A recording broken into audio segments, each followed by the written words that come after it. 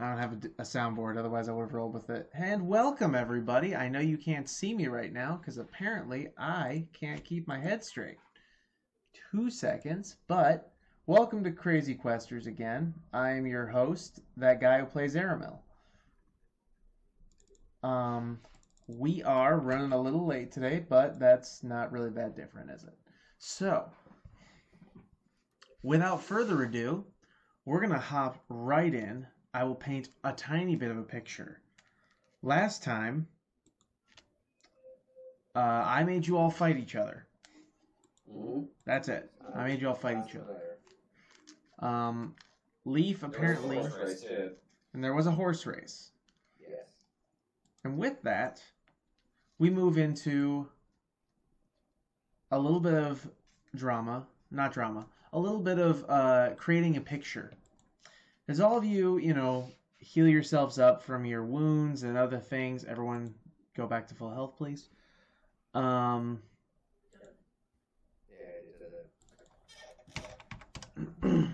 then...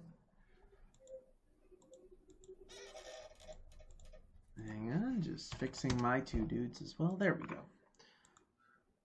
So, as you all sit around, rubbing your wounds, Leaf is in the bar, doing his thing, and he turns around, and who has woken up but our other new friend, Knack. Knack, how are you feeling? I'm okay. Good. No idea what's going on, but I'm okay. You've woken up at the bar after a long night of all the other fun adventuring you guys had together. And the, very wonderful reward that is waiting for you somewhere in this city. So now we're going to do this episode. It's going to be a little bit more on the personal side. So, Anthar gives you guys, the go-ahead, like, all right, I'll meet you all back here in a little while. Explore the city. Do some shopping. You will need potentially new weapons, things. Maybe just a little bit of, TLC, and he points right at a building that is very obviously like a brothel. It literally has like a strange woman just like hanging out of the window, just like waving a napkin or like a handkerchief at Anthar. Oh. Double meaning. Big summer blowout. Oh. Oh, jeez. And as he says that, he does not even wait for you guys to acknowledge that he has, welcomed you to the city and all that. He just starts wandering towards that lady. His squire follows him, basically just barely trying to keep up on his heels. And Leosin just says, I am going to have a cup of tea. If anyone would like to meet me, I'll be at the tea house. It is down that way, and he points to the to the west, and says, it's down that way and to the right. It's very obvious. And there he goes. So, I'm going to start with the people that I 100% know who I'm going to have to lead down their personal quest today. For one, you guys don't know where Istrid goes. He just goes. Istrid, go. He just wanders off into the city. It's like, don't worry, I know where I'm going. And you see him he just sort of wanders like towards the tea house, and then you think you see him like dart to the right of the building real quick that you're at.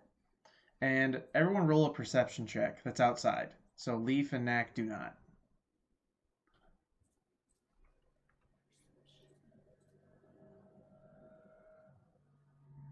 We're starting off not good. Wow.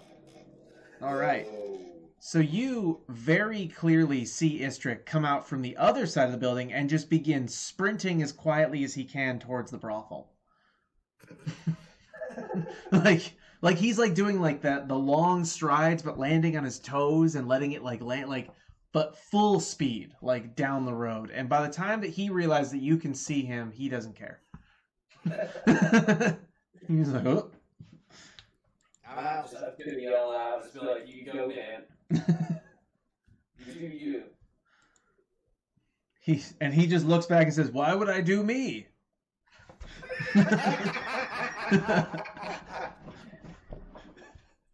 And just keeps on going. So I'm gonna start. That's right. All right, so we'll start at the top of the list now. Well, not the list. At the top of the screen. Knack. Yeah. You simply let your friends, your newfound party, know that you're going to head off into the market district, and you'll meet up with them later. Okay. Go ahead and roll a. What the hell would you do to just understand a city and live in it? Huh. I guess. Presumably, I've been here before, right? Yeah, but I'm just trying to think, like, I want you to roll something. I can't think of what, though, for some reason. Huh. History, probably? Yeah, I guess history. History would work in this case.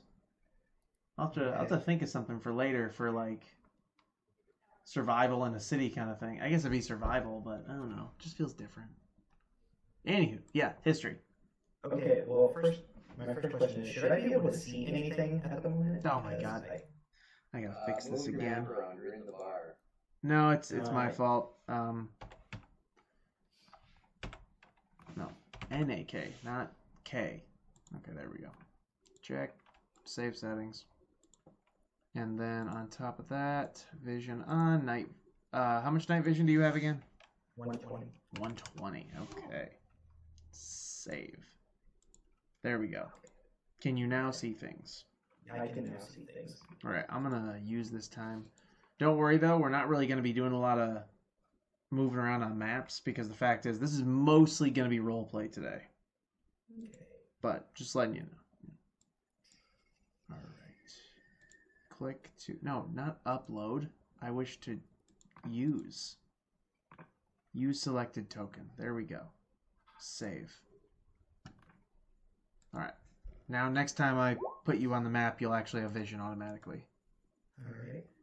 Okay, yeah. So you almost seem to have like a memorized understanding of where to go to get this, something that you're going after. Mm-hmm. And although they're all going to hear me, actually, I can deafen you guys. I forgot about this. Where is it? Where's the button? I don't know where the button is. I'm not going to worry about it right now. I'll figure it out later. Wait. You can just send me a message on Messenger. That's way less fun. Yeah, well. No, it's fine. They won't know because they're good players and they don't metagame. Right, guys? Kyle.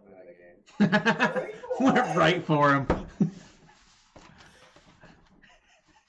Kyle. So rude. Okay, so you have a memorized, like, perfect, like, you just go through the market stalls as if you've just, like, you were here yesterday, basically. You're weaving in and out of people. You say hi to a couple of vendors that you know, small-time people. They don't sell anything, like, valuable. It's food, mostly. Okay. You duck between two stalls. One guy literally lifts the curtain for you because he just knows. And then you end up in a sort of smoke shop, you might call it. Essentially, it's a room full of people smoking. And they have, like, these strange little devices that seem to, like, give off this strange vapor. And a man with an actual head of a snake looks at you and says, "Ah, good, you're back. Have you got the ledger?" I do. Good. All right, let me just give it a little review. And he just sort of, like a flip book, he just, like, opens his eyes really wide, his snaky eyes, and just right through it. And then he stops and does it again, and he stops on one page, and he's just like, not gonna be getting my name now, you little son of a bitch. scratches his own name out of the book and laughs to himself like a bad inside joke. But of course, it's also filled with weird hisses and strange other tones because of his head. So it's very unsettling. And he looks to his associate, who is just a normal human, nothing weird about him, who just pulls out this huge bag and just drops it like at your feet. Now go ahead and try to pick up that bag with a strength check. The strength check. Yes. Would that just be like a save or? No, just a normal strength check. You can click the on your character sheet. If you just click on the modifier, yeah, it'll just do it. Oh, I know saves have higher rolls. That's why they're more okay. sought I after. cannot pick up the bag. No, you cannot.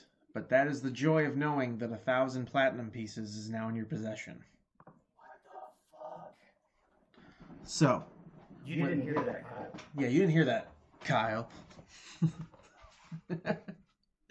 Oh, this is fun. So, as you get your, reward, you begin wondering how you're gonna get it out of there. But so the snake-headed man gives you a couple options. He's like, oh yeah, of course. My servant here can take it back for you, although he might want a little bit, and if you don't give it to him, he might steal a little bit. Or I can call you a cart. As long as you're smart enough not to tell them what's in the bag, I think you could probably safely get around the city to where you need to go. And he basically tells you, like, there's a bank in my employ that will do nicely. They will give you a small token with some markings on it. You will have access to your money in doses, pretty much in any city in the Sword Coast. Okay. So he's like, it's just platinum in the bag. It's not made up of anything else, or? Nope, just 1,000 platinums. Okay. Go ahead and roll strength again if you want to try again. Okay.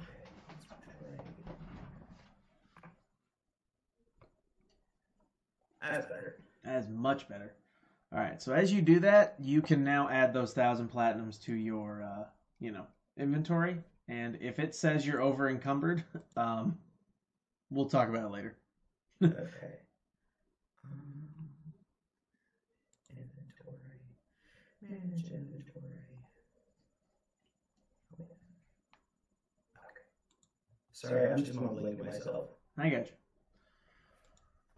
So, you do have access to what is called the, I'm just going to make it up, but essentially it's called the Serpent's Bank. It's a special feature that I was going to use for one of my other campaigns a long time ago, years ago. And it's essentially a cartel character that I made up that has several shady dealings within the world of D&D. And one of his major things is keeping a shadowy bank that employs pretty much whoever they can to do things.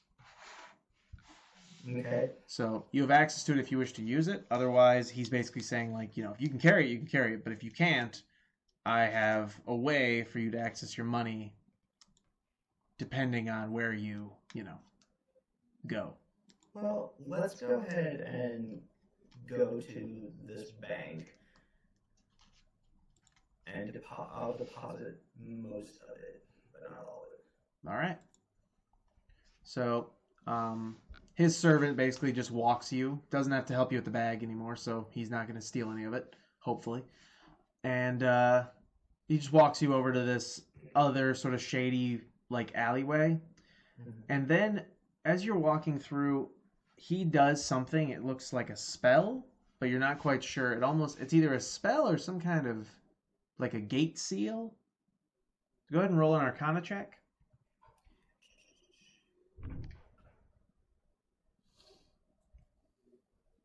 Oh, wow, yeah. So you basically now know how to get into that bank. It is a 3-pointed, it's like a basic arcane spell. It's prestidigitation, but you have to do it 3 times in a row. and it's like you spark the top of the door, and then you'll see like a line go down, and you watch it, and once it starts to turn, he almost like stops its path with another spark, and then as it goes to the bottom, he does it again, and then the line shoots back up and opens this door. So it's kind of like I guess the shape would be like half of an arrow kind of thing. Okay. Number 4. Yeah, almost like a number 4, but without that little back line. I got that little nub on the back there. All right. So, as you enter this, it is not what you thought it was going to be. You entered the creepiest alley and then opened up to the most glorious looking like hall that you've ever seen. And it's really wide for no reason because there's nothing in it. It's just solid like white marble tiles and plates and like just from like ceiling to floor. And then at the end of this long hall, there is one dude sitting at a very kind of in a like not very elegant teller's station, and just looks at you and says, "How much will you be leaving?" You said it's 10,000 platinum? 1,000. 1,000. 1,000. Okay, your text that you sent me was 10. Oh, my bad. No. 1,000 Okay. platinum, which is still an insane amount of money, but still. You know. Oh yeah. It's- No, that's fine. I just want to make sure I had the right number. Gotcha, I'm gotcha. gonna leave 9. 900? 9,000. Oh, 9,000. You mean 900? Yes, 900. Jesus. Yeah. I know what I meant. Yes. Okay, so 900 platinum left behind. So you are carrying around 100 platinum, and now you have a strange, and he just sort of like uses a spell to imprint a rune or a set of runes on this disc, and then he just waves his hand over it, and the runes disappear. And he says, "Use this at another bank, and they will give you however much you have left, and they will update the ledger." Alrighty. Take the little whatever it is. Disc. The Stone disc. Okay. So I'm gonna. Alright. I don't really know what to do from here. That's it. Now I'm going to pretend that you wander the city as I move on to someone else. Alrighty. Leaf. So, what would you like to do in the city? You don't really have a personal quest to follow in the city at this time. All right, we'll come back to you. Think about it. Mira.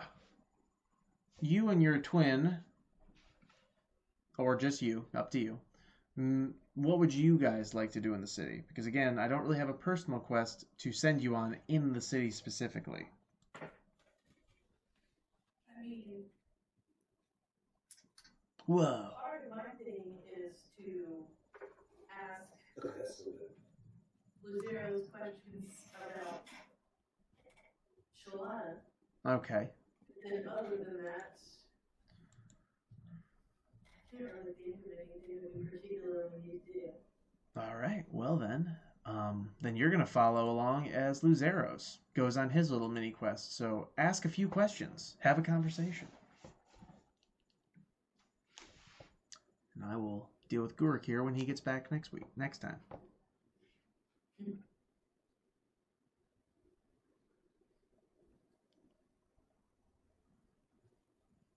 Awkward silence. That's what he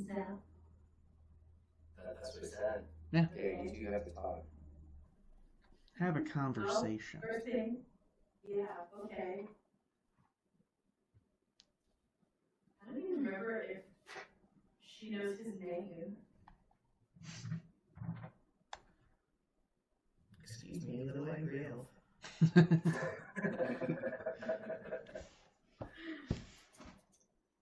Okay, so how do we go about this? All right. So you will ask a question, and each time you ask a question, I will start describing where Luzeros is off to. And you're following him because you want to talk to him about this stuff. Okay,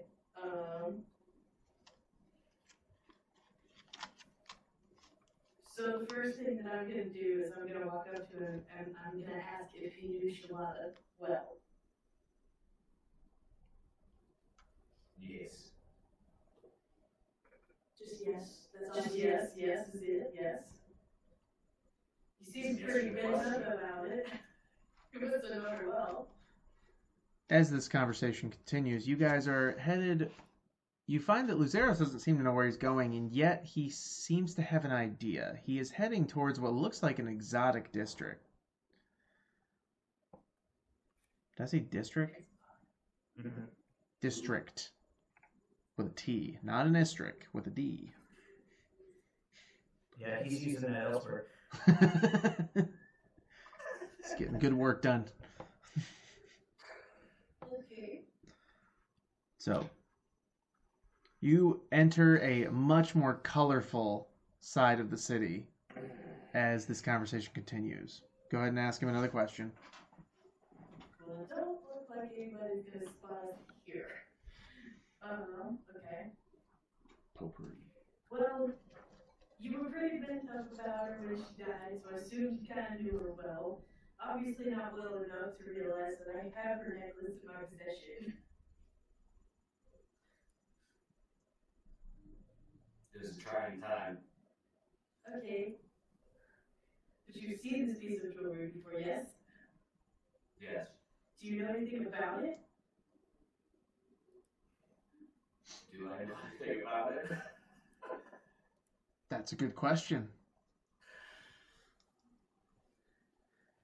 We think it has magical properties. Given who she obtained it from.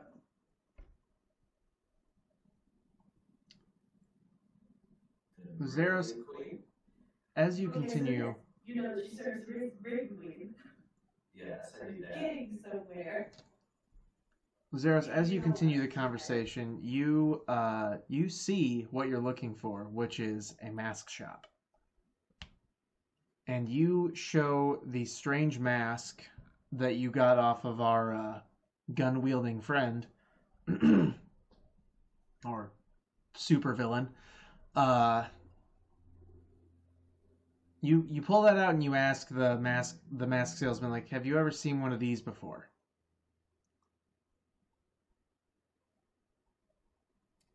So go ahead and roll for, or just to get the conversation started, you ask him, you pull out this mask, and you basically tell them to hold on, and you say, have you ever seen this before? Looking at the guy, and he says, no, I haven't, although it looks quite nice. Do you know who made it? And now you may continue that conversation. He shushed you. No, I do not know who made it. Shushed me. It's like, oh, well, yeah, I mean, this must be some very nice handiwork. Go ahead and roll for perception.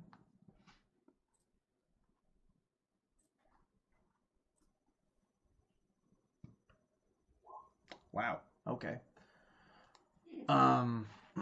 So as he's talking, and really, you can kind of pick up, he doesn't know who made it, but he is just in awe of the craftsmanship. Like, this thing would probably actually take, and it's not magical in any way exactly.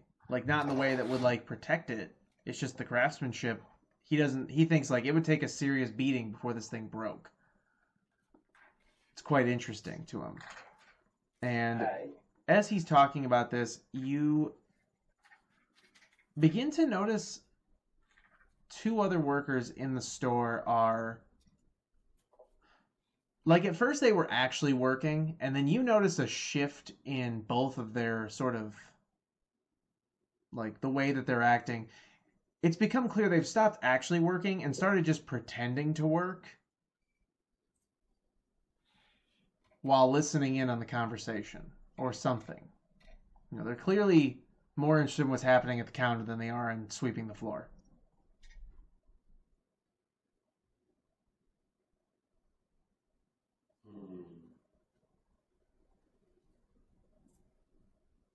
I think I will walk over to them and ask them if they know anything about the mask. Okay. Roll a dex save. Son of a bitch. Oh, wow. All right, Hell so as you begin to have that conversation and you show them the mask, one of them reaches out to grab it as the other one tries to, like, drop kick you. And you just, like a freaking Matrix movie, just, like, turn it into a sweet, like, spinning, just, like, complete dodge of all their body parts. Hands, feet, nothing is touching you. And as you land, they realize they fucked up, and they are already out the door. Roll for dexterity. Just dexterity. We're going to make this like a chase. Those are pretty impressive camel nests.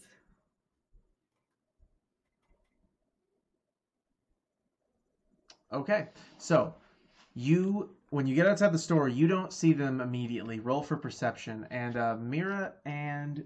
I have to remember these names now. Damn it, more names. Mira and Faye, you have a choice. You can either follow him or you can go off on your own thing. Well, he seems kind of useless. Damn. So we need to figure out if this necklace is what we think it is. Okay.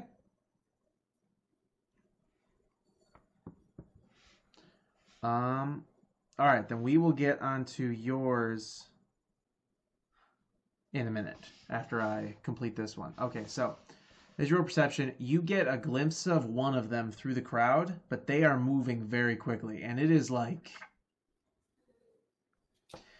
it's essentially like watching like any scene from any movie involving parkour. Like they are just like leaping over every person, every object that gets in the way. Do you give them chase or not? Yeah. Okay.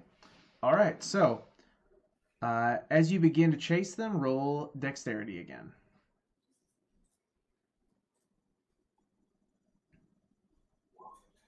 All right. So you're keeping pace, but you're not really gaining on them. Like they are keeping a pretty fair, lead on you. Go ahead and roll dexterity again.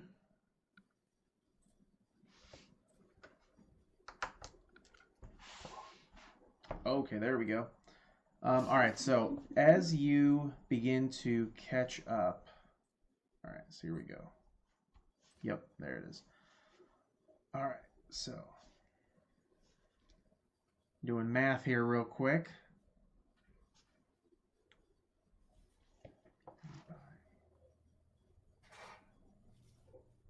Okay, so as you're starting to gain on them, one of them literally trips another merchant. Roll for acrobatics real quick.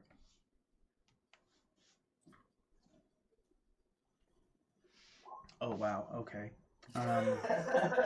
And now roll dexterity.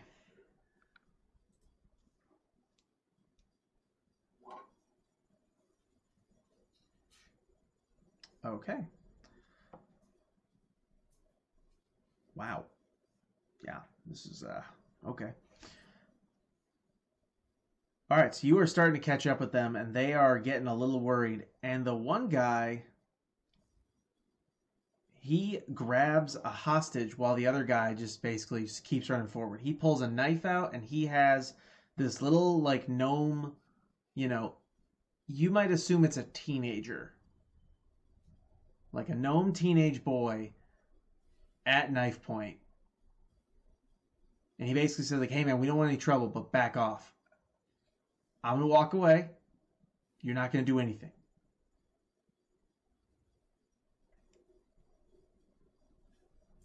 You're going to walk away without the hostage. No, I'm walking away with the hostage, and you're not going to follow me.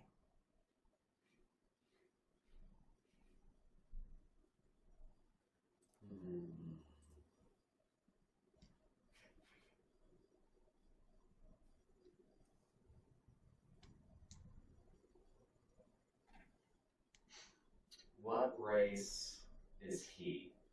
You said you have a yes and no. But what is he? He is a halfling. Obviously the same size. A little bit bigger. Halflings are still, if I remember right, halflings are technically still considered medium. But I will double check on that before I go any further. Pretty sure they're small. You might be right. I'm gonna double check now. I did just play a halfling. Oh yeah, they are small. I know 'em. You right. All right. They were only a couple inches. Then never mind. Well, he's still a halfling, but yeah, he is an adult halfling, and this is, like I said, like a teenage gnome. So she's pretty small. So all of them are under 3 foot. Yeah. She's not even like 2 feet. She's like right at like 1'10" or something. And like the rest of the market is clearly giving him a look, but like obviously, hostage. Not really a lot they can do. How far away from him am I? You are about... Ooh, yeah, I actually have this. You are, thanks to the chasing and how well you've been doing during the chasing, you are only about 10 feet from him.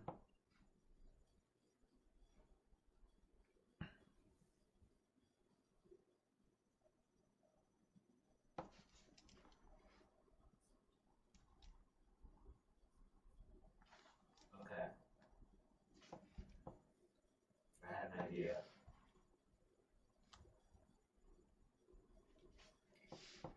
Okay. I'm going to tell him, okay, I'm going to back off about 5 feet, Yep. and I'm going to reach for my,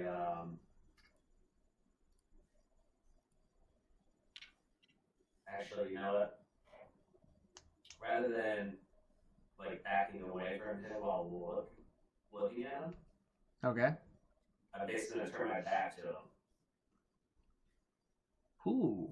and pretend like I'm walking away. Okay. But he's moonwalking. As I get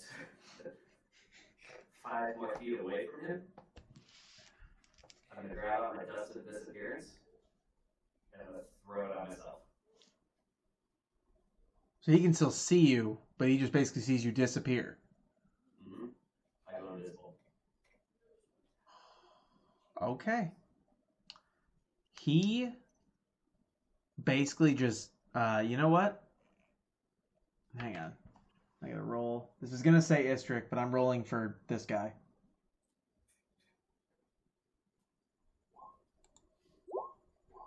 Is bad.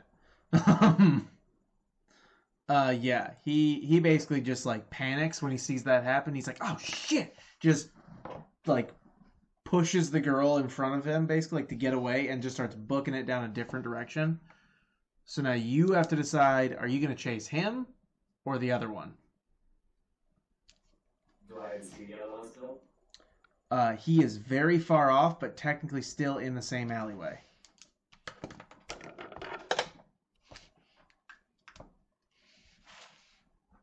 I'll chase the gnome. Or halfling, sorry. Okay, we're chasing the halfling. All right. So I'm gonna add. Okay.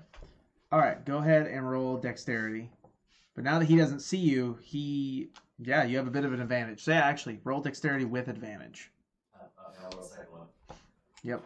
Oh, first one was Such a failure, right? All right. There we go. 97. All right. So you are starting to catch up with him. Go ahead and roll again. With advantage again? With advantage. Yep. All right.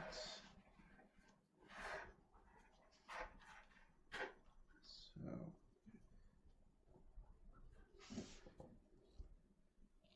Ooh.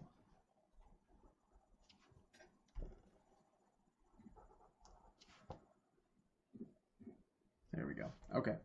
All right, roll again.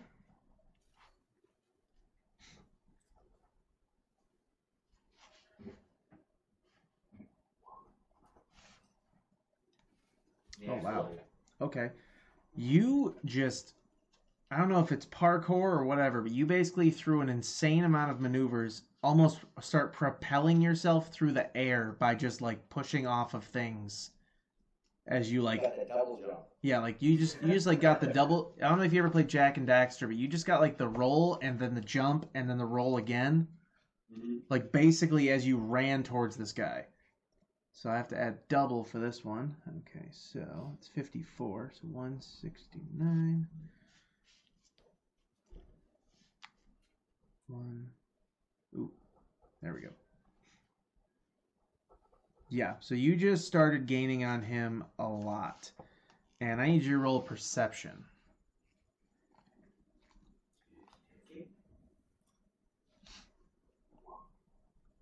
There are two people very loudly, but they are clearly not concerned about stealth and more about speed, running on the rooftops to your left and right of this alleyway behind you.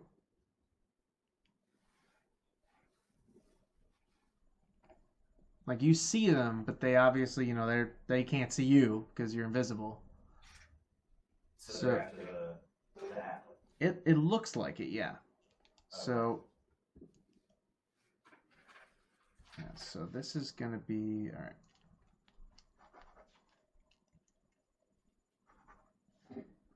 Okay. So I'm just doing some quick math because my goal basically here is to create a situation that could go multiple different ways depending on how you do it.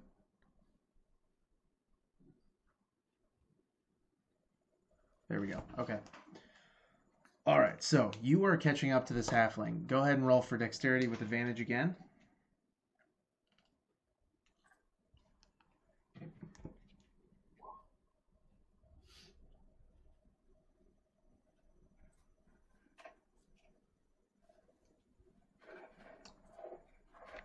All right. With that, so sorry guys. I will be right back. But yeah, so as you just keep booking it down this way, you notice that these guys are gaining on the halfling. Not as much as you are, obviously, but they are starting to gain on him.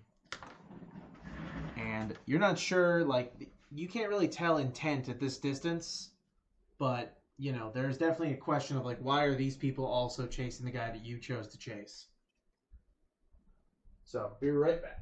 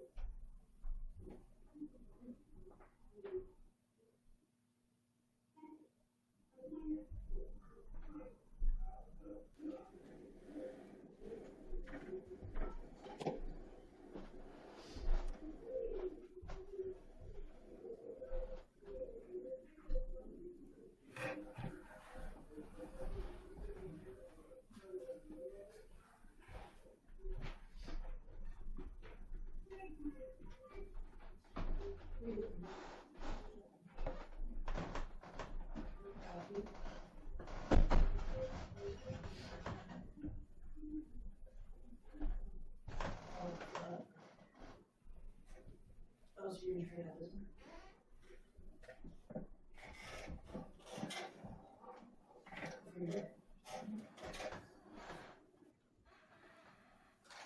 I got the 2 hours.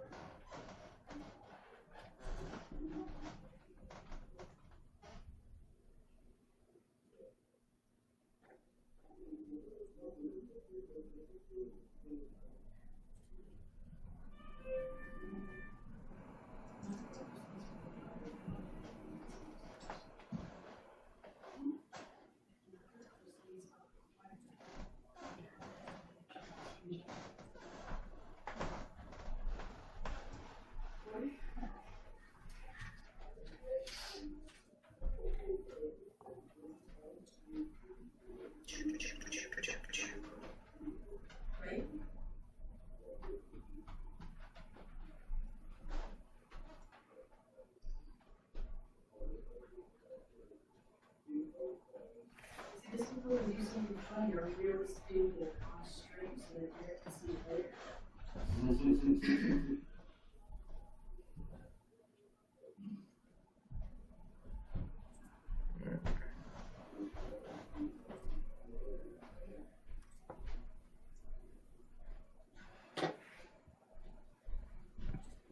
This is boring. We never talk about what?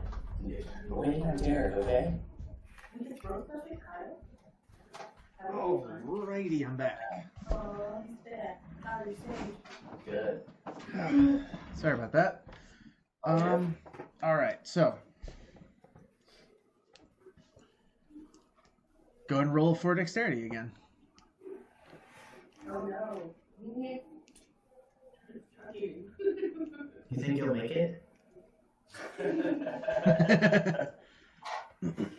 you want first, if you didn't. 2, 3, 8. Okay. There we go. There we go. And there we go. Uh-oh. Although you are definitely gaining on this halfling, you are getting close. Those guys on the roof are also gaining on him pretty fast. They seem to have picked up some speed. Roll again.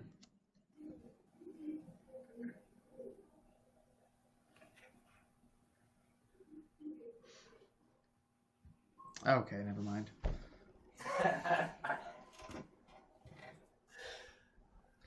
Okay, so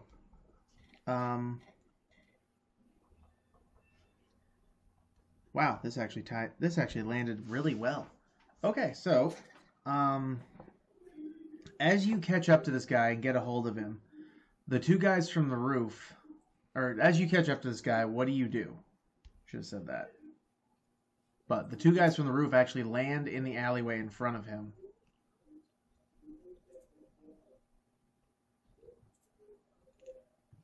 So they're blocking his path forward. That is correct.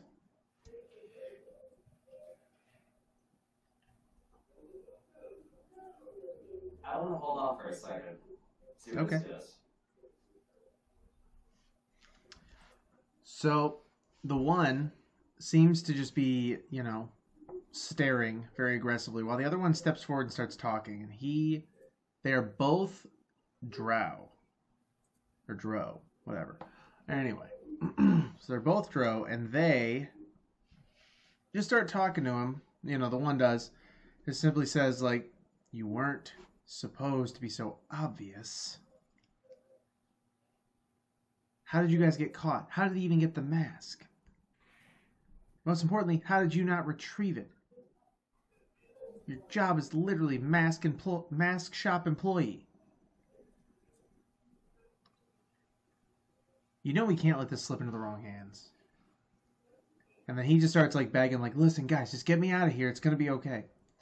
And then the other one, the quiet one, as the talking one seems to sort of circle around him a little bit, the quiet one pulls out a dagger and starts walking towards him while he's looking at the talking one, so he can't see what's happening behind him. What do? Shaolin Showdown.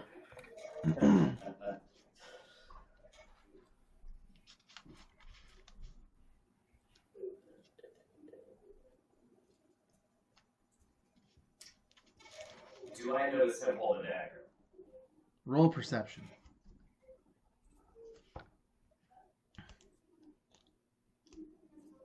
I would take that as a yes.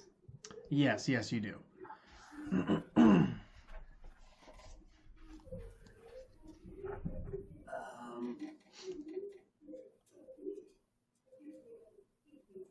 Does it look like he's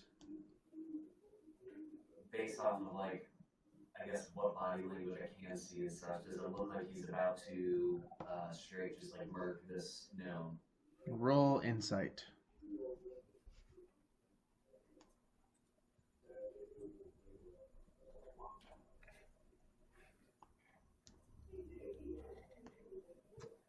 It's your fucking night tonight with rolls. Seriously. I'll say. +7, +8,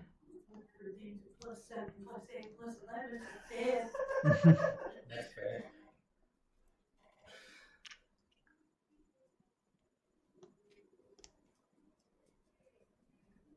All right. So, based on insight, he is definitely about to just like assassinate the guy. Like it's rather obvious. Okay.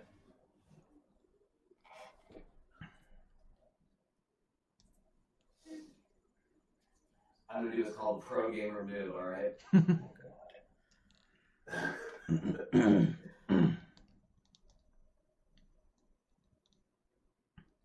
I'm going to.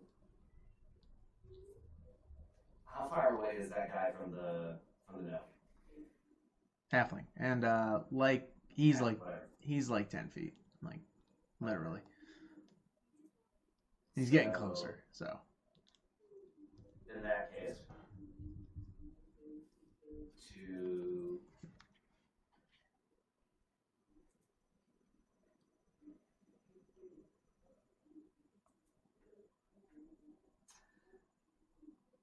I basically want to whisper in the halfling's ear okay. and just tell him just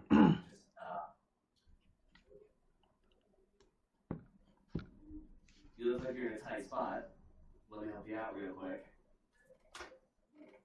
And I guess I'm just gonna go ahead and go after the guy with the dagger.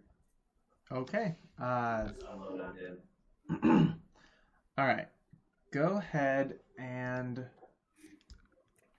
Emma, let me see the. Actually, let me just look it up real quick. The dust of disappearance, because That's supposed to be invisible for a certain amount of time I know I'm more questioning like what would break the invisibility. if I attack. Oh, okay, that's just like invisibility. Okay, cool. Yeah. All right. Yeah. Okay. So you go to attack. So you have a full like round of attack essentially. Fantastic.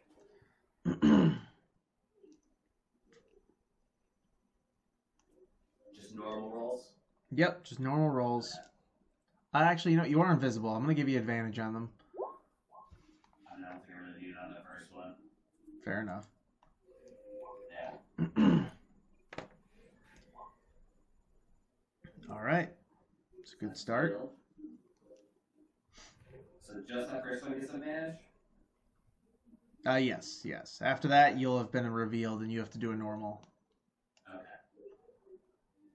But it's still like, you know, you're basically appearing out of thin air as you beat the shit out of some guy. So it does look awesome, at least. Okay. I'm assuming 25 hits. Okay. Yes, it does. I will spend a key point Okay. to do a stunning strike. So they'll have to make a Constitution saving throw. Okay. I'll take 9 damage.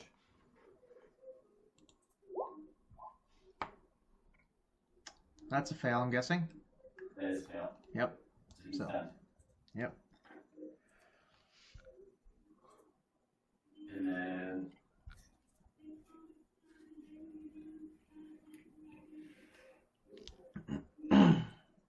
I'll turn to the other drought and attack him. With Okay. a flurry of blows. So I'll do the key point. Okay.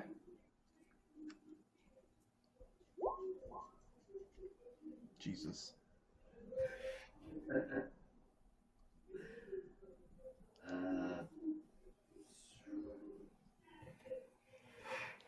I'll make this one a study strike as well. Okay. So con save. Yep, that's another fail. All right, so they are both stunned, and the one is actually unconscious right now. Oh, the first one? Yeah. So I'll attack. I still got one more attack. Okay. So I might as well just do that. All right. So, with that, both of them are unconscious. And the other halfling, or the other, worker, I'm going to say he's an elf. He's a wood elf. Shows back up and is basically like kind of blown away that one, his friend's not dead, and two, you're actually the one who stopped him from getting killed. Because he was on his way to do the same thing.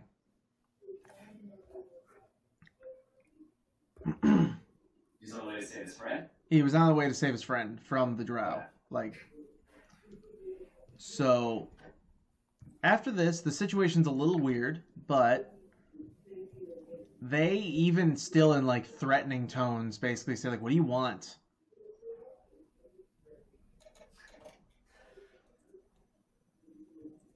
You guys obviously have some information about this mask. Considering I just saved your life, I'd like for you to tell me. Okay. And with that, we're going to cut over to Leaf again, who has hopefully decided what he wants to do. Alright, so I did send you something on Discord. I saw. I thought about it, and I figured out what to do.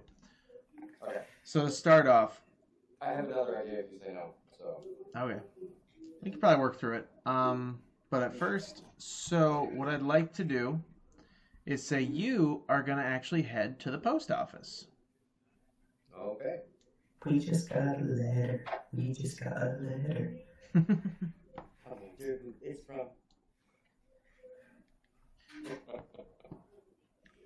So, as you head to the post office, you are approached by a nice old man, and he shakes your hand. He's like, "Oh, welcome to the office." Hi. And then you are going to roll a sleight of hand check.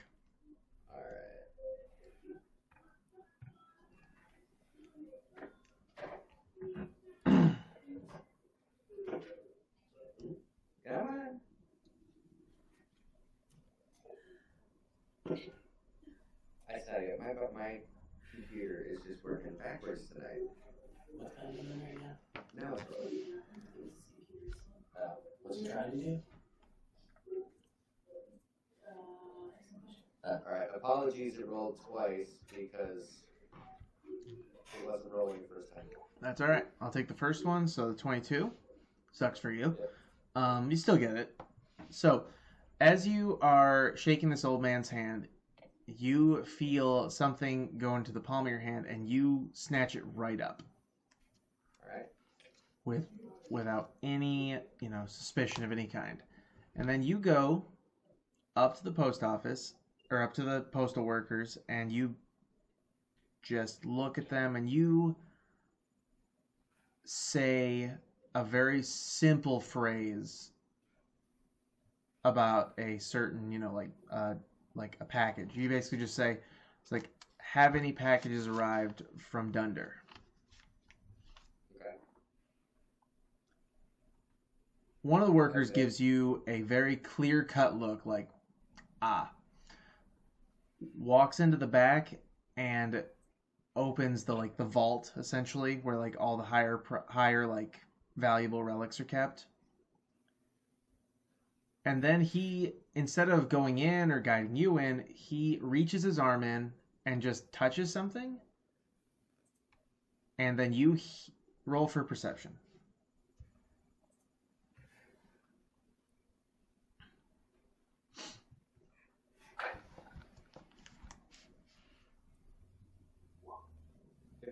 I'm gonna go with barely. You barely hear a little click from a door to your left.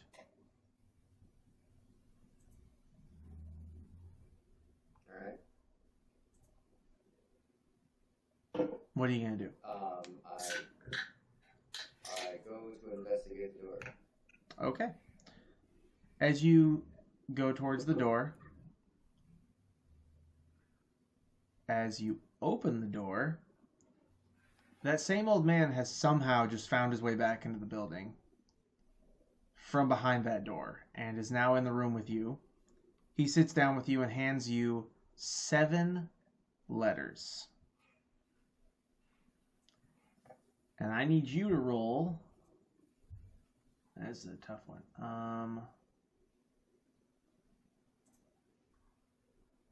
I suppose it would be just intelligence. Or no, investigation. It'd be investigation. Roll an investigation check.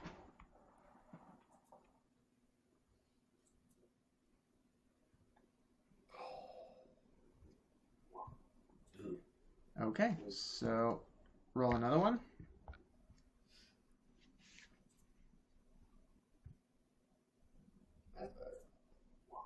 Okay. So let me write some stuff down real quick so that you guys can't see. But, alright.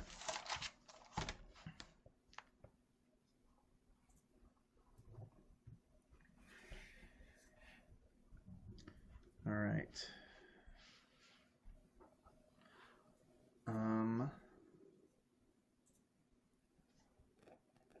Okay. Actually, I like that. I like that a lot. Okay, let's roll with that.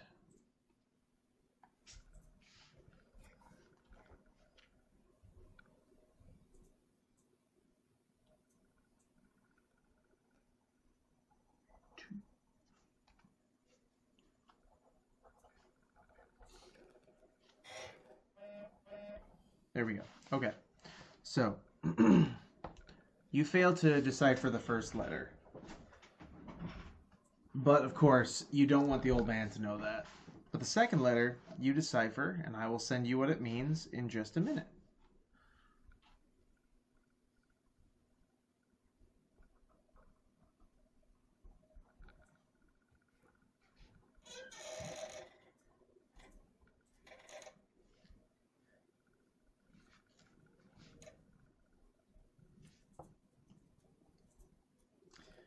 And, all right, go ahead and roll 5 more for me.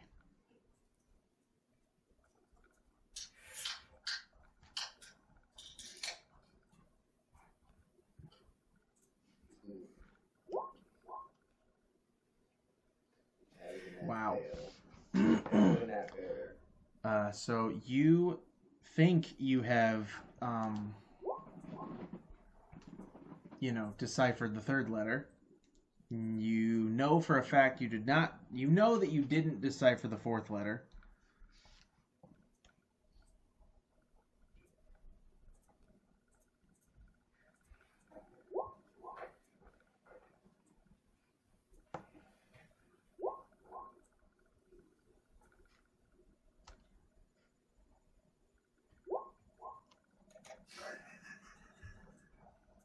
Dude. You're either really good or you're just awful. All right, so hang on one sec. I'm writing. We're having a night tonight, guys.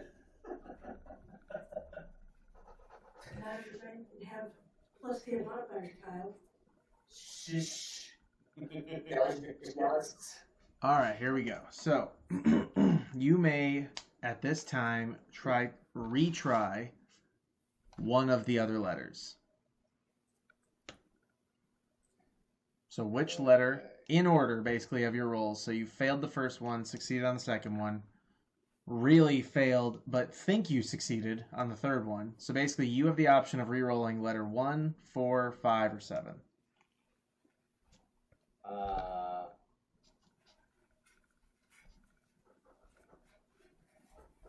Let's go 7. 'Cause 3 of the Lord. Well, 3 I think I got, so. Hey, Yeah, it's not much. thinks 3. Okay, so let me send you some messages real quick. Alright. Letter 1, try again later. Letter 2, here's your secret message.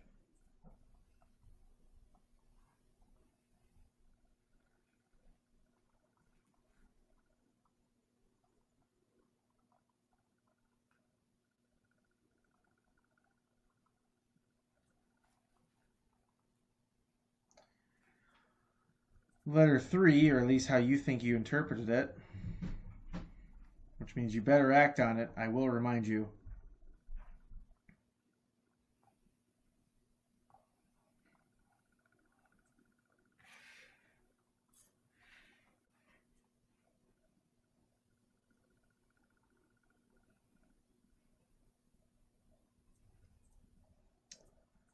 Letter 4 and 5. Try again later. Letter 6.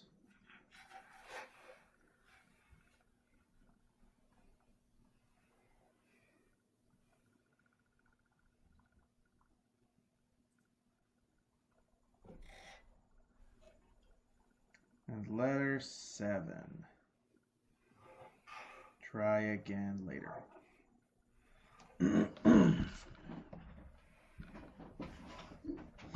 Okay, cool. I am very happy with the way this went. Well, I'm not. I wanted you to decipher more of them, but we'll worry about that later. Okay. So, with that, we will cut back to Knack.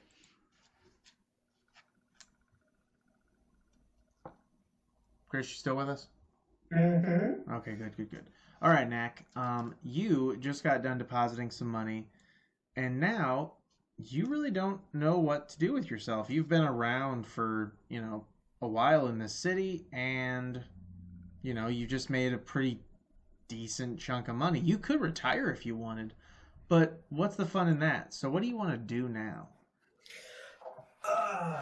Do you want to help save the world? Is there money in it? I mean, there's glory in it, which comes with money, most likely. Yeah, sure, why not? But I'd also like to go back and see if there's any more of those contracts that we talked about.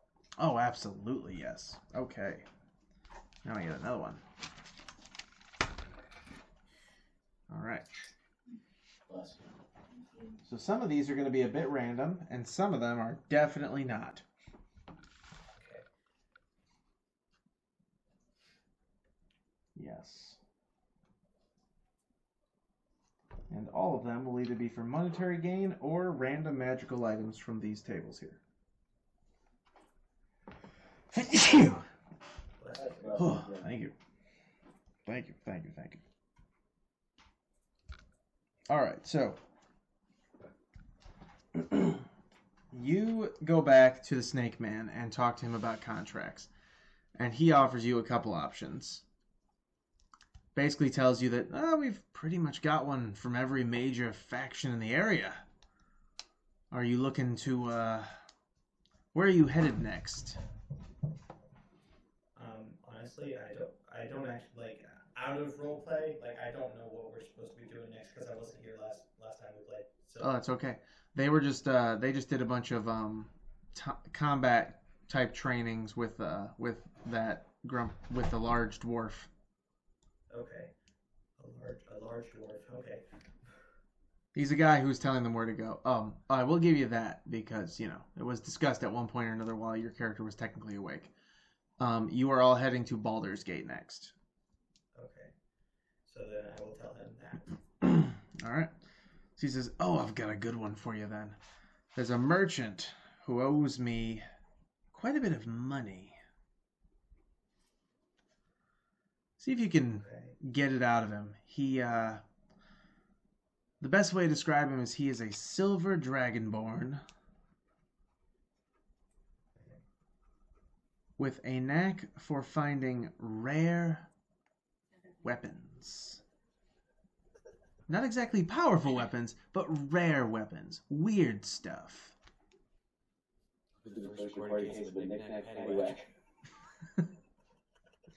He has the first... No, I'm not doing that.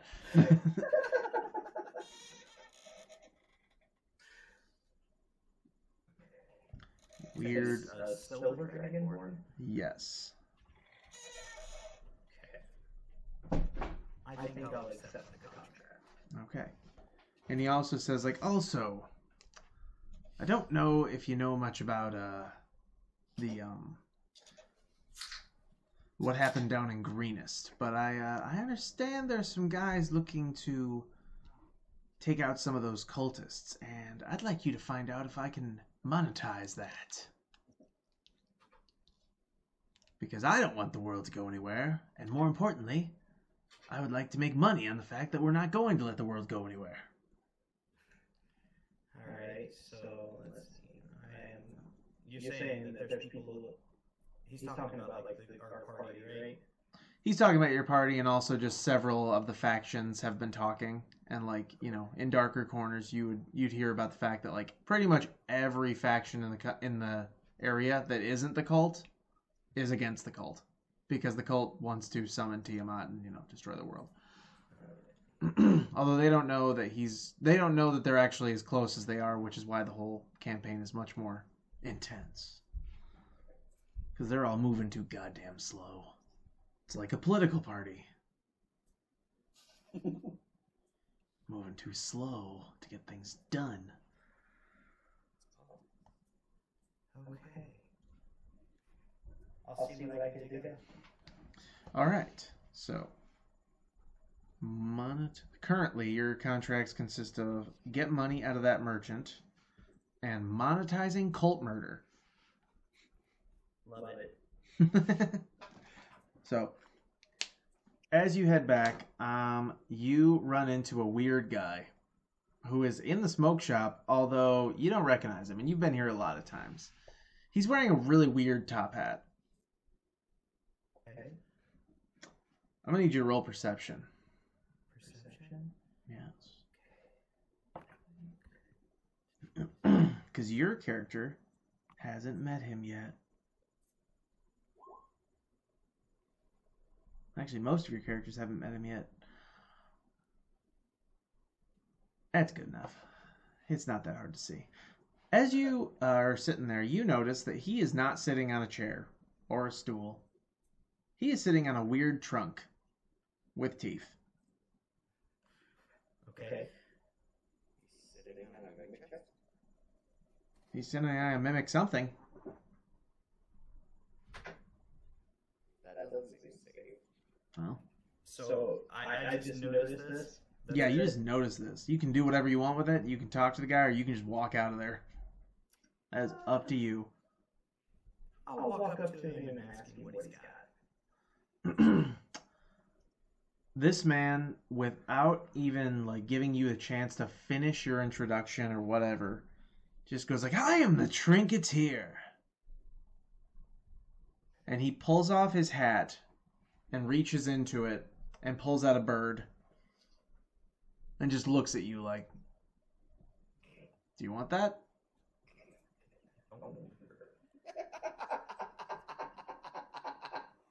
Are you gonna eat that? I'm not. Oh, it's Alright. too bad. He just reaches down and gives it to the mimic chest, which then just like opens its mouth ever so lightly, which then raises him up a little. And then you just see him go back down. You just hear like a crunching noise. What's with the mimic? Well, it's my chest. Would you like something out of the chest? I don't know what's in the chest. Well, you'll never know unless you try. I don't know that I want to fuck with the mimic tonight. Tell you what. Why don't we play a little game? Oh god. And he pulls out a set of D&D dice. Okay. And he basically says, "What do you think are the odds that you can beat me on every single one of these rolls? And the coin flip." And the coin flip. Hmm. And you think?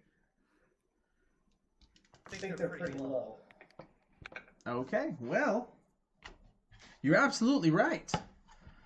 So that's a good start. And then he flips the coin, and it's tails. And he asks you, like, "What did you call?" Tails? Good job! And then he just hands you all the dice and just says, like, now roll these. Okay. So what do you want me to roll? I'm going to need you to roll a d4, a d6, a d8, a d10, a d12, and a d20, and a d100. Pretty much one of each. Good lord. Yep. Oh, the good thing I was just muted. I was rolling. Wow. Okay. Well, that's quite the roll to beat, but here we go. I lost. Well, friend, tell you what, it only costs 1 gold, and I'll reach in there for you. Okay. So I won, but you still want me to pay you. Correct. This isn't a charity. Okay. I'll give him 1 piece of gold. Okay. He reaches in, and all of a sudden, you just see his arm, like, just going in and out of the chest, like just trying to hold itself. Like, oh, we got a fighter! So he's fisting the mimic. Yes. Yes, he is. Open to the trinket chart. All right, I'm going to need you to roll a D100.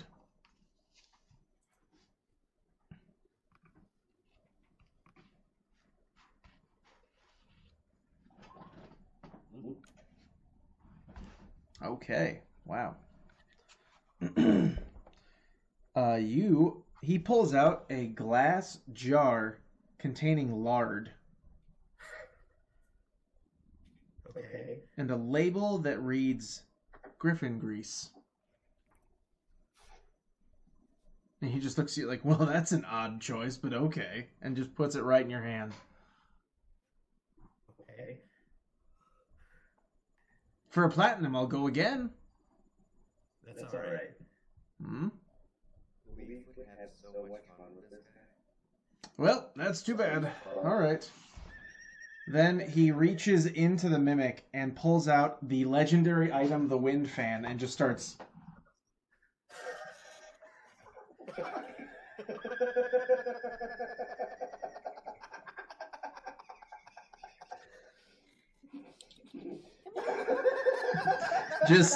just casually blowing like wind in his face with the one of the most powerful items in the game. It's like, yeah, this is fine.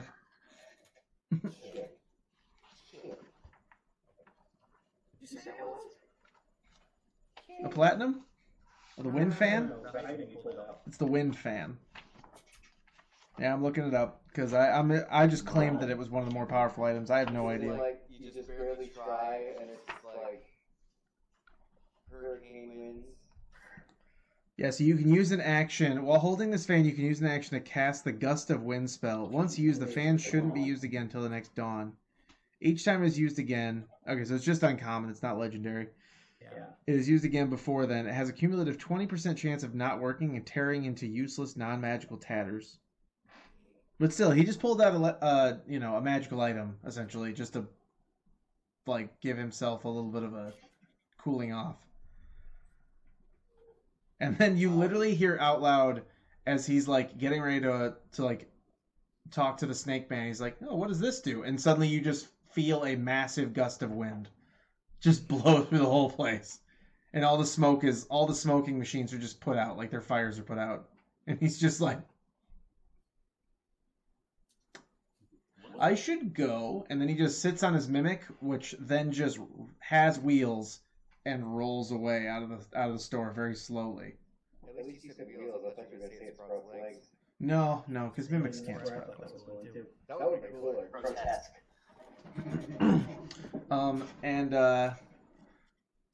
Yeah, he just rolls out of that smoke shop very slowly. Like, it's not subtle. It's a very like cartoonishly stupid moment. Where like it's as if someone like set off a smoke bomb and didn't run out, so they just slowly just like roll their wheelie chair back, like.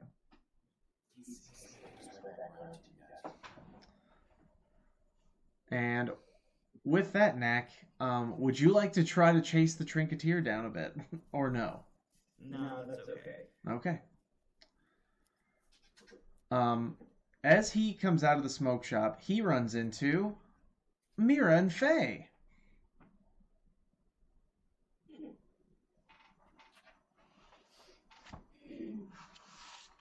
And he just sits there on his mimic with his like legs propped up, just casually hanging out.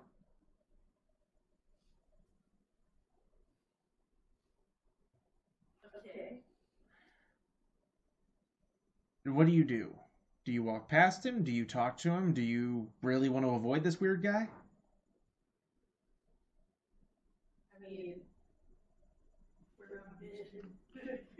That's fair. That's fair. I mean, are we supposed to know the guy's here? No, he's just a weird guy with a top hat. Okay. I love throwing this guy in just random places. It's just such an odd thing to do, and it makes it great. Yeah. I don't think he's gonna notice the necklace. But we need to find a place where we need to find a shop that deals with magic items. Did you say necklace out loud? Yes. She is wearing. So, as you walk past the trinketeer, he's suddenly just holding your necklace. Like, you didn't see him take it. And he's like, oh, that's a pretty one. God damn. I do. Yeah, I'm gonna need that angle again. Well, that's not a very nice way to ask. Do you even know what you're dealing with here? I'm not a nice person. No, I don't know what I'm dealing with. I only guesses. Interesting. Well, I suppose I don't want to give away any spoilers. And just, like, hands it back to you, like, real daintily.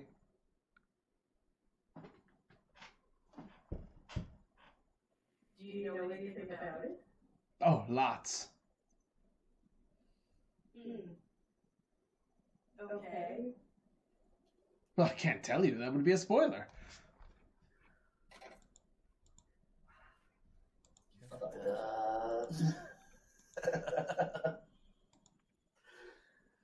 I like just having, like, a fucking Mad Hatter.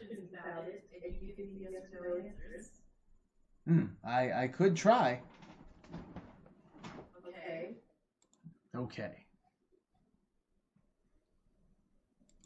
Did this necklace come from the Raven Queen? Can't you tell? It's got her signature on it. Just so we're clear, there's no actual signature. He's just really weird. Like he, it literally is. That's kind of the idea. Didn't know she has a signature, but that's cool. Thanks for the confirmation. Does it possess her magic? Well, no, she has her magic. Does it possess traces of her magic? A feather or two, I suppose.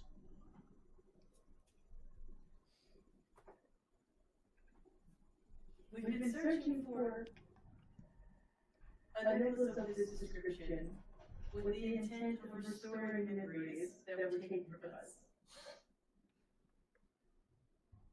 Does it seem like this item could do something of that nature with the right skill set? That's not a yes or no question, quite. It's far too many variables. Does this item seem like? Does this item appear to have the ability to restore memories, given the right skill set?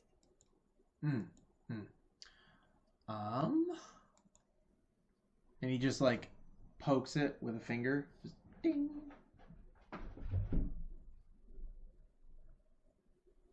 Perhaps.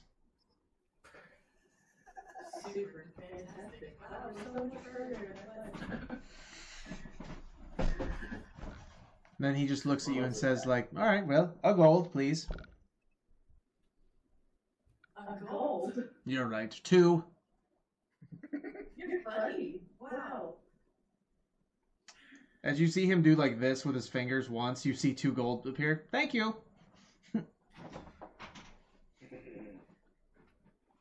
How is this dude gonna steal for He got you guys good. And before you're even able to do anything about it, he just rolls onto the ground. His mimic swallows him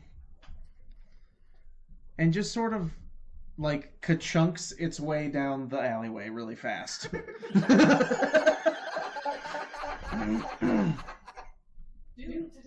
Yeah, I like this guy. Mira and Faye. Mira and Faye, I'm gonna need you to roll a D100 each. Yes. Why does Roscoe have to be dead? Oh my god. Like, Because we didn't like Roscoe. but seriously though, like, you put him and Roscoe together, holy shit. Oh yeah. So Mira, I'm gonna give you a reason to chase that trunk. When you look down at the necklace, it's not the necklace anymore. It's a dragon's bony talon hanging from a plain leather necklace. And the necklace is gone. And you just tear. I'm gonna railroad you a little. You tear off down that alleyway. Like, you get back here. And for some reason, Faye, you are just entranced by a very tiny and not great sketch portrait of a goblin that was on the ground after the trunk rolled away. But you're more just like shocked, like, why is this here? And you're more just all in shock of like, what just happened?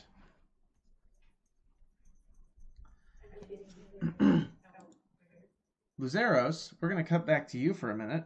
Hell yeah. As this is all happening away from you, you have now spoken to and have / interrogated these 2 assholes.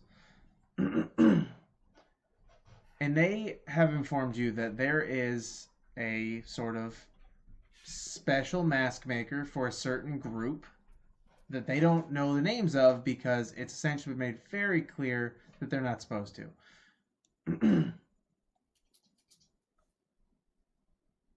But they know at least one spot he occasionally operates out of, and he might be able to shed some light on where that mask came from and the guy who has them.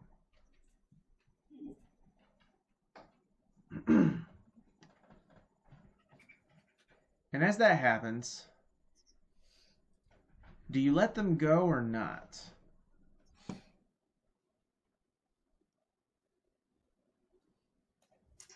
I guess I got one final question for the 2 of them.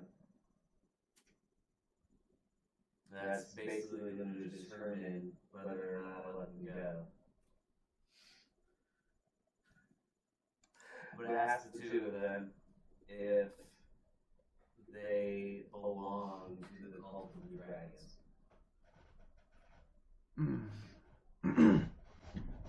They both kind of look at you and like just sort of shake their heads like, no, it's, we know, we usually know to keep our heads down. This is not a normal turn of events for us.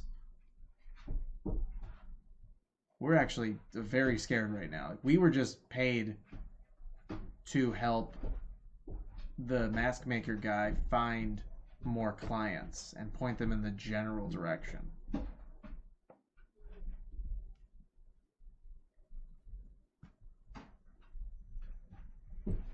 Did they point out spots in the email at least? They gave you not quite an address, but more like a description of a spot, and it's just outside of town to the west. Or no, wait. Yes, west. There's a strange grove, and in the middle of the grove, there is a tiny hut. And in that tiny hut, occasionally, yes, west, the mask maker has been known to be there every once in a while.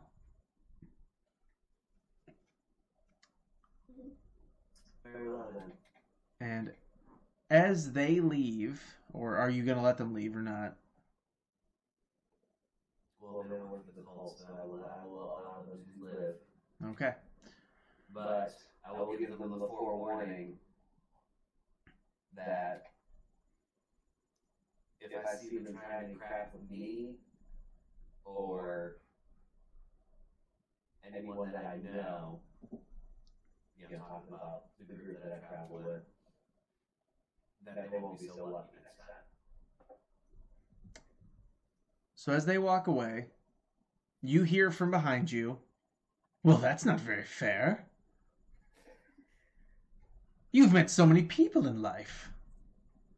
I'm going to guess this is the trick dude. Yes, although now he is wearing a fuzzy hat. A fuzzy, like bear hat. It has ears.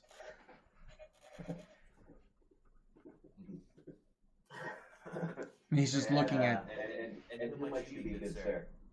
Oh, just a strange man. Obviously. So they keep telling me. Anyway, can you hold this? And he hands you the necklace. Oh. I'm missing this. Thank you. And then what follows is one of the most confusing little trinket move arounds that you've ever seen. Roll D100 5 times. 5? 5 times. Oh. Yeah, I'm gonna have some fun with this.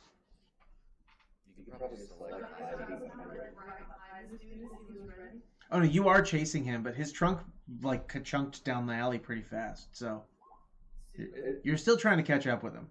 High speed roller right there. The good news is it's really not hard to follow him, seeing as he basically literally slammed over and over and over. There's really large tracks, so you'll find him. Wow. Don't worry, doesn't matter. So, and then he's like, "Oh, I'm sorry," and then he takes the necklace out of your hand and hands you instead a mummified goblin hand. Here, hold that. Mummified what? Goblin hand. Goblin hand. Goblin hand, okay. Yeah. And then he's like, "Oh, hang on," and he fist bumps the goblin hand. And then he turns it over in your hand and he opens it up, and inside of the goblin hand is a metal can that has no opening.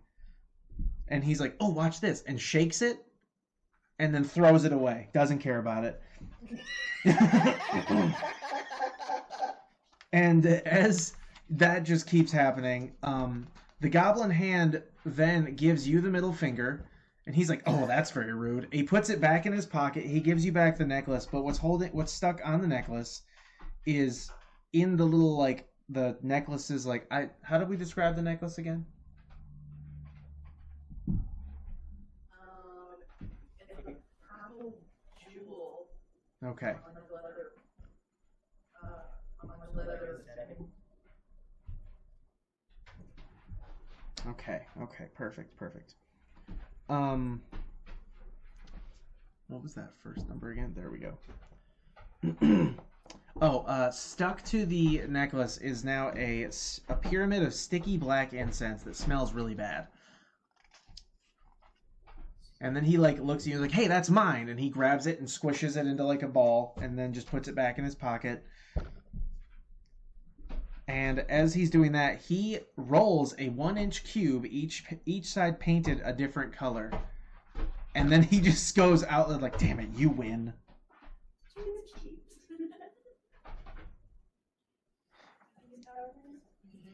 And then he hands you... I was doing this has been straight chaos, but I have loved every second of this. And he just grabs your hand and he's like, "Well, and you're going to love this." Smacks into your hand a gemstone. And then that's when Mira and Faye come over, and I need you to roll a wisdom save. A wisdom save? Yes.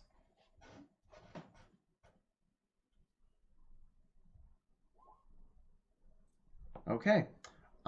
So you immediately feel the need to show off your new gemstone for some reason. He's very excitable. Yeah. After all of that chaos, you're very excited to just show somebody this fucking thing. Hey, don't use to check the shit out. And they just both look at you really confused. And Mira, Faye, that is because, according to your eyes, that is a lump of coal.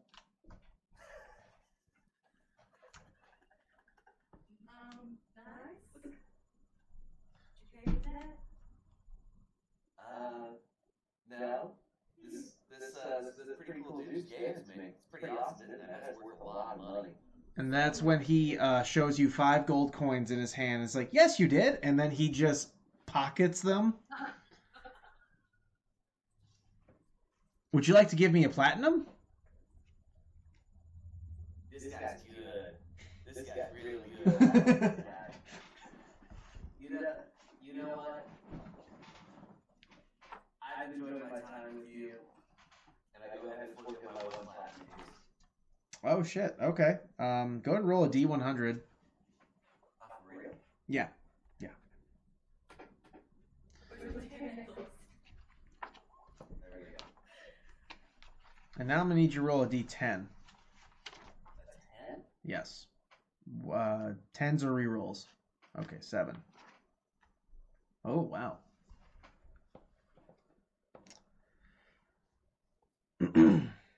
And he hands you a magical item, a necklace of prayer beads. And yes, you should look it up in the book, as I am doing right now. I'll just read it. Necklace of prayer beads. This necklace has 1d4 plus 2 magic beads made from aquamarine, pearl, or topaz. It also has many non-magical beads made from stones such as amber, bloodstone, citrine, okay, yada yada. If a magic bead is removed from the necklace... Oh, yeah, we're definitely determining this randomly. How many do you get? You get 7. So this has 7 beads. Wow. Do you cast spells? No. Useless for you. Yeah, I'm figuring some things out. Alright, so you have 7 of these.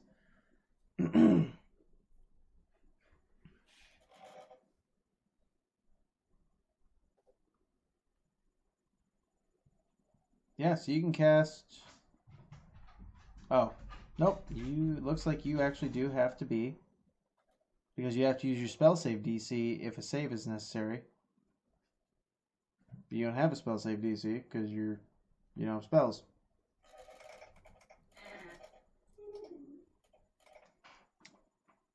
So I guess someone else will have to, well, use it, but you have it, so. Cleric, you said? But you can cast what? So. There are 1, 2, 3, 4 bless. Yep. 4 bless. One plague ally. Yeah. 1 cure wounds or less restoration. Yep. And then the. Actually, 2 of those. Yeah. Well, those ones I deal with cast those don't take any safety disease. So bless, cure wounds. No, it requires attunement by a cleric, druid, or paladin. I found it. It took me a second. Hi there. Ho ho. Oh. So, as that just happened, Leaf, you are walking down the street and you see all of this happening from a distance. You don't know what's happening. Do you approach them or do you keep walking? Yes, I'm worried about the pretty lady. Oh, perfect. I was going to say, like, what's the excuse? I was even going to be like, all right, you have to make a good excuse to go up to them. Otherwise, you're going to have to keep walking because, you may be like... You did just get a bunch of super secretive letters. I mean, like, you're not going to want to go talk to them. But then there's the pretty lady. Exactly. Good excuse. Stuff those away. So, yeah. As Leaf walks up, you just see the Trinketeer give him, like, a weird look. Oh, you look like a funny guy of mine, don't you? Doesn't look up at him because obviously he's bigger than me. And he he just looks down and it's just like, who is this one? I'm Eve. Oh, Leaf. And then he literally just like hands you a bush. Like a small bush. I take the bush. Oh, I'm happy with it. Plan. Thank you, sir. No problem, little strange man. And as he's looking at you, he just says, you know what? If you give me a gold, I'll give you a treasure, little guy. Sure, why not? I'll fish around later. Here's the gold. All right, now roll a d100. Alright.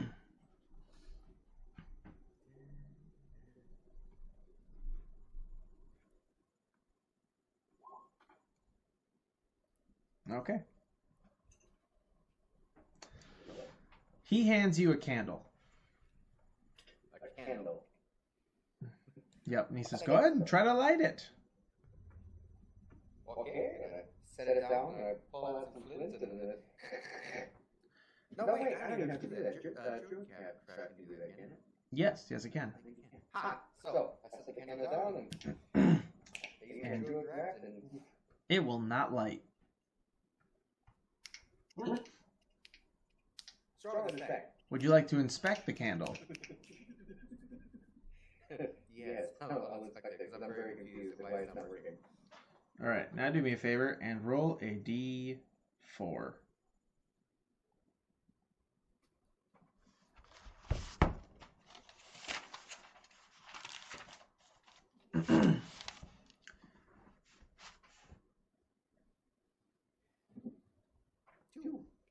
Okay. As you... Hang on. There we go.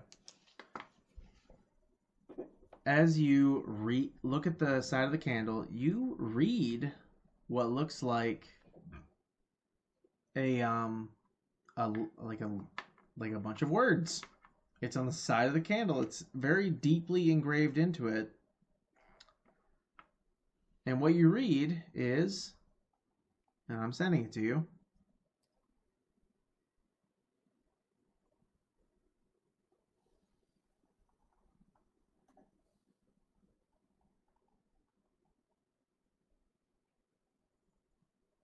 There you go. One of the letters. On the candle. On the candle. And then he just looks at you and goes, I know what you are. Oh. I just some Eve. Just me. What's up? Very convincing. And then he just disappears. I don't understand. And then he just disappears inside of the mimic trunk again. But then, as he's trunking away.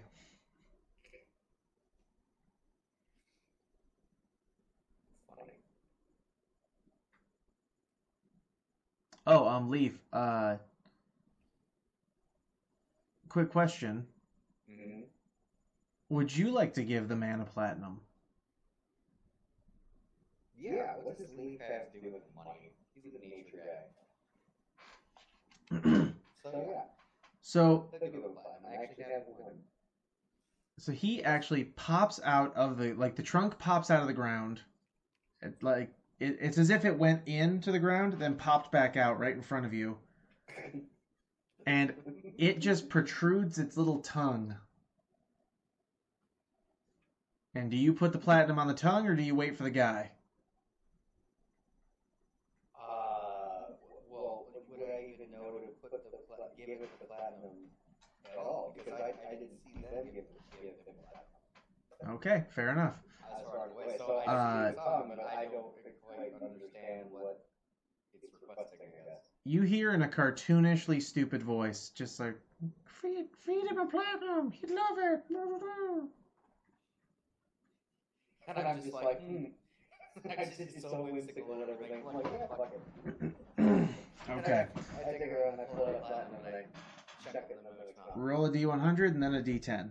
Tens are rerolls. Alright, D100.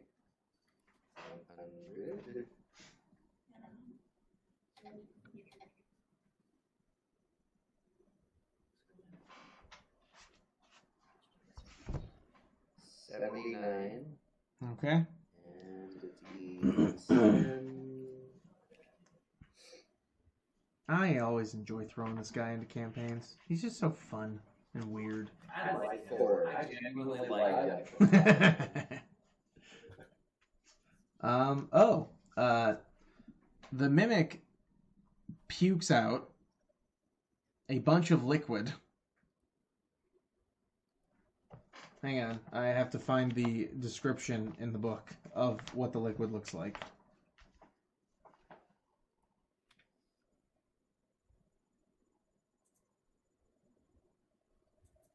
Ah, yes. He spits out an amber liquid, and suspended in it are a scorpion's tail, an adder's fang, and a dead spider, and a tiny heart that, against all reason, is still beating. Amber liquid with read all that again, we'll start. I will not read it again. No. You see on the ground with the liquid a scorpion's tail, an adder's fang, and a dead spider, and a tiny heart that is still beating. And then he kind of coughs, and out comes like an arm with holding a top hat, which just turns over, and an empty vial lands in the liquid. I reach out and snatch up the other guy. Okay. Do you fill it up with the liquid, or do you just keep the vial? I try to scoop up some of the liquid and the beating heart into it. Okay. Just the beating heart? Yeah, because I don't really know what to do with Scorpion Fang and the spider and whatnot. I think that's a little weird. Oh, okay. I'm a little confused by it. This will be interesting. I get to change some things. Okay. Do you drink this potion? Yes. See what it does. Oh, yeah, why not? Oh. You have drank a potion of longevity.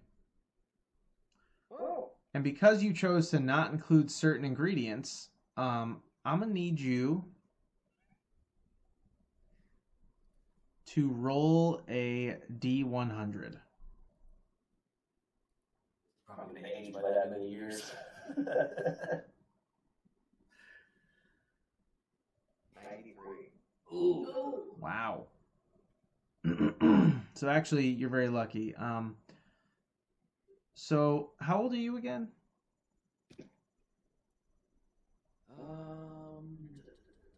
173. No, now you're 13.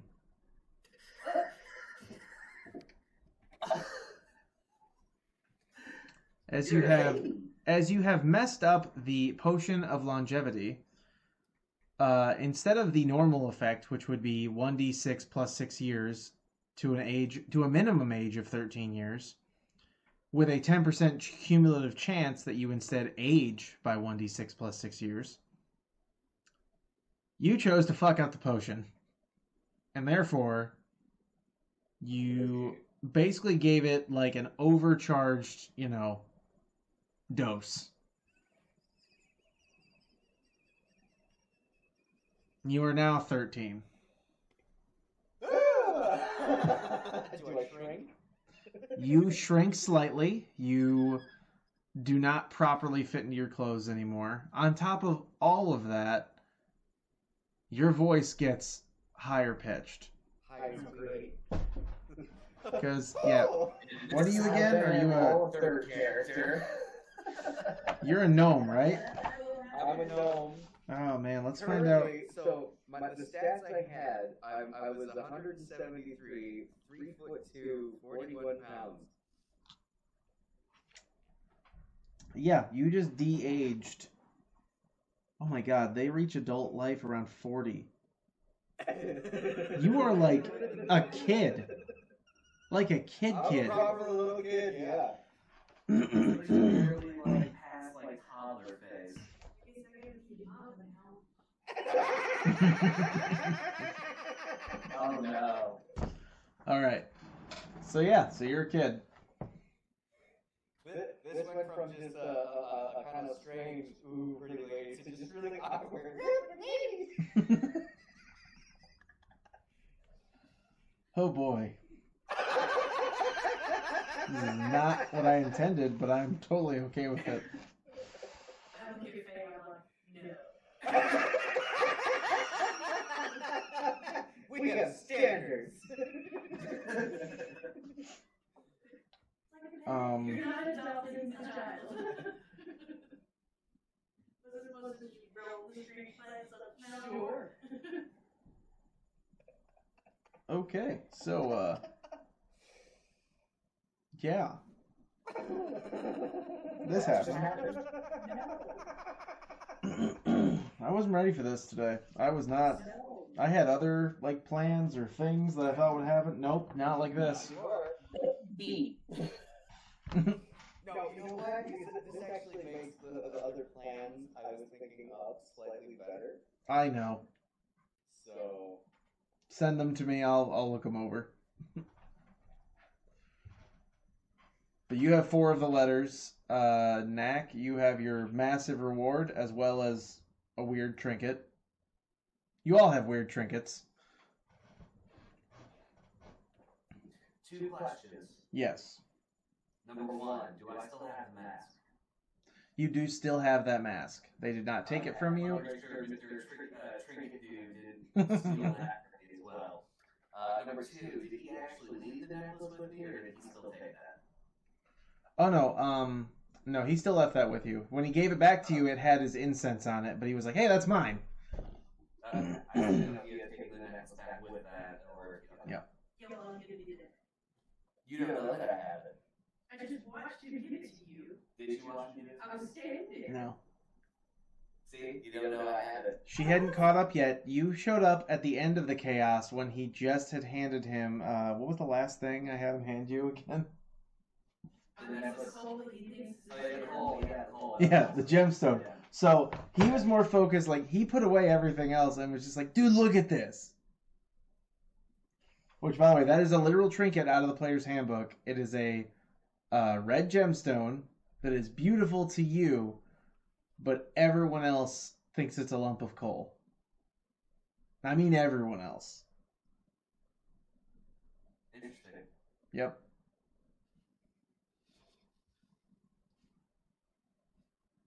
Cool. Yep.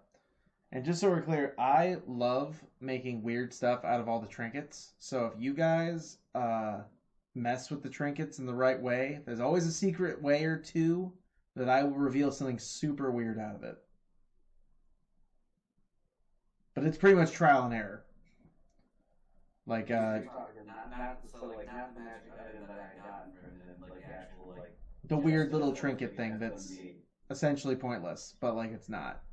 Because yeah, after all the chaos, the only trinket you ended up with was somewhere on top of a building is a mummified goblin hand, giving someone the finger now. And on top of that, the only thing you had personally left was the gemstone that looks like a piece of coal to everyone but you. Okay. But if I fuck around with it, it'll actually be something cool. Possibly. Potentially. Okay. I just sent you my other plans, Jared. Okay. I like this. This is exciting. Right. I feel like now that being 13 and a child, this becomes wildly more entertaining.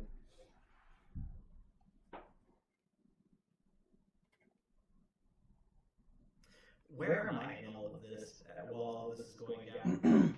Oh, that's right. I did not have you exit after the trinketeer left the smoke shop. Okay, yeah, let's finish this up. Because then after this, next session, we're gonna get back to like on par with the Murder hoboing? yes, that. The murder hoboing through the West. So you're still in the smoke shop, and it's been about 5 minutes, and everyone's still like, relighting the braziers and things like that for the smoke machines. And the one guy, like the Snake Man, is just completely baffled, like, who let him in? Because no one really knows how that guy got in here. So everybody's just kind of shrugging shoulders and looking around. Like they're trying to figure out where he went, but also they're like not, bothered enough to do anything about it because, yeah, he didn't really attack anybody. He just like was an idiot and blew out everything in the room. So, what do you do? Very cool idiot. Well, taking note of who the guy is, I think I'm gonna take my leave from the smokehouse. Okay. And go ahead. No, I just thought about it. Perfect. As you exit the curtain, you see Mira and Faye like running full speed down the alleyways. Mm-hmm. Go ahead and roll a, let's say, what's a good reflex? Yeah, I guess a dex save.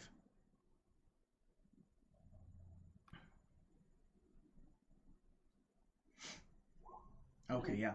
So, if you want to follow them, you can. You like immediately recognize them. Like your reflexes were on point with your mind. Like you were just like, "Oh, yeah, that's the people I know." Okay, I'll take off after him. Your choice. All right. So, Wait, actually, you know what? There's something in town that I want to find. Okay. So I think I'm not gonna follow after them. Okay. All right. What are you going to look for? I am looking for a magical weapons shop. Magical weapons specifically. Okay. Yeah, well, I mean, or somewhere that would sell magical weapons, something like that. Okay. All right. Well, I have a whole book here. Here we go. All right. So you start looking around, and you know the city pretty well. You know there's only a couple spots to buy anything like truly powerful that you would consider like, all right, this is what I need. You walk into this man's shop. He is a little gnome, and he is wearing some of those crazy big goggles. And he basically has like one hand like doing little like magic, and the other hand is literally holding like a wrench. And he is tinkering with what turns out to be a legendary item, the apparatus of Qualish. It's a wondrous item. It looks like a weird crab, metallic crab. And it weighs it's a large sealed iron barrel. The barrel has a hidden catch which can be found with a successful DC-20 intelligence check, yada yada. Basically, you can get into this thing and pilot it around, but it's not finished. It's missing several legs and most of the other appendages. Okay. So it's essentially just a barrel right now. But he's working on it. But I recognize that that's what he's working on. Like, you recognize that he's working on a massive weapon of or device of some kind. Okay. His name, and you know it because you've met him before, is Quizby. Okay, so I think I'll knock on the door, like the door frame, just to get his attention. Hey, hi Quizby, how's it going? He pulls back only one of the goggles, and like, while the one eye is still looking down, he just looks up at you with the other eye, just like, "Oh, hey,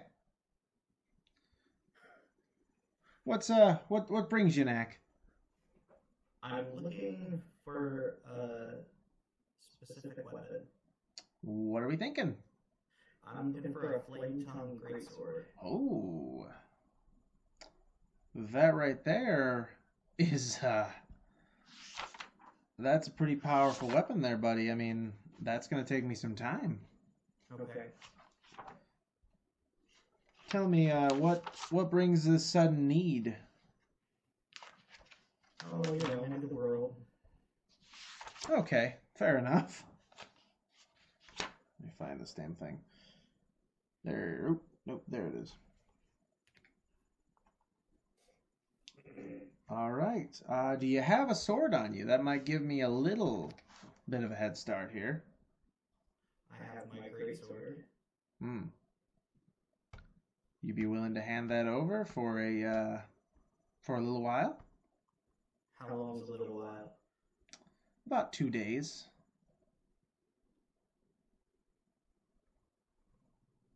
And it's going to cost you. How much is it going to cost me? Basically, he's turning your weapon into a rare weapon. Like, it's going to cost at least 100 platinum. Okay. Yep. He's like, it's going to cost you at least 100. And if I run into any trouble because of this, you aren't dealing with any bad folks, are you? Not right now. Okay. I'll get right to work. And then he closes up the little hatch on the device that he's working on, and just takes your greatsword from you and just starts looking at it and just thinking. It's like, all right, you go on now. I'll see you in a couple of days. Okay. Off I go, I suppose. Yeah. All right. Now, do you want to find your friends, or do you want to just meet them back at the bar? I'll just meet him back at the bar. All right, so because of the weird circumstances for everybody, the rest of you arrive back at the bar well before Knack does, because, you guys were chasing the guy, and when he disappeared finally, you just kind of didn't really know what to do with yourselves, so you kind of just wandered back to the bar. Bartender won't let me beer. What a shame. Did you ask him about how much longer we're going to be? Time-wise, I was gonna cut it in a minute here. Okay. Yep.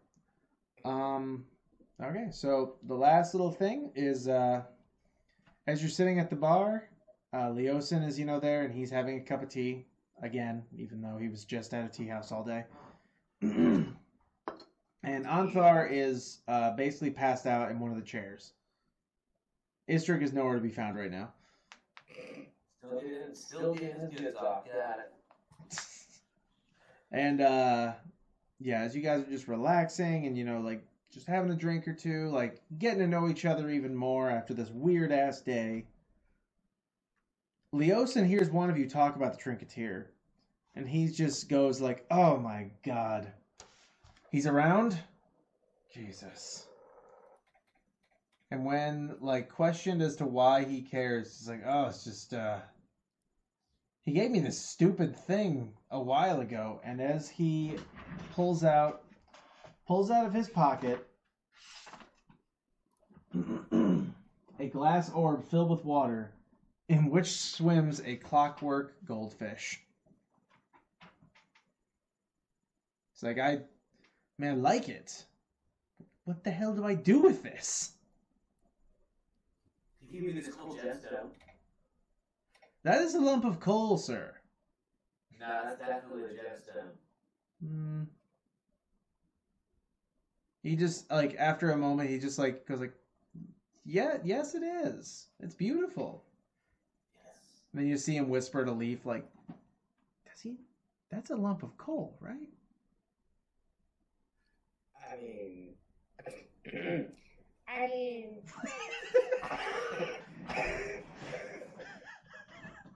That's what I see, man, but what do I know?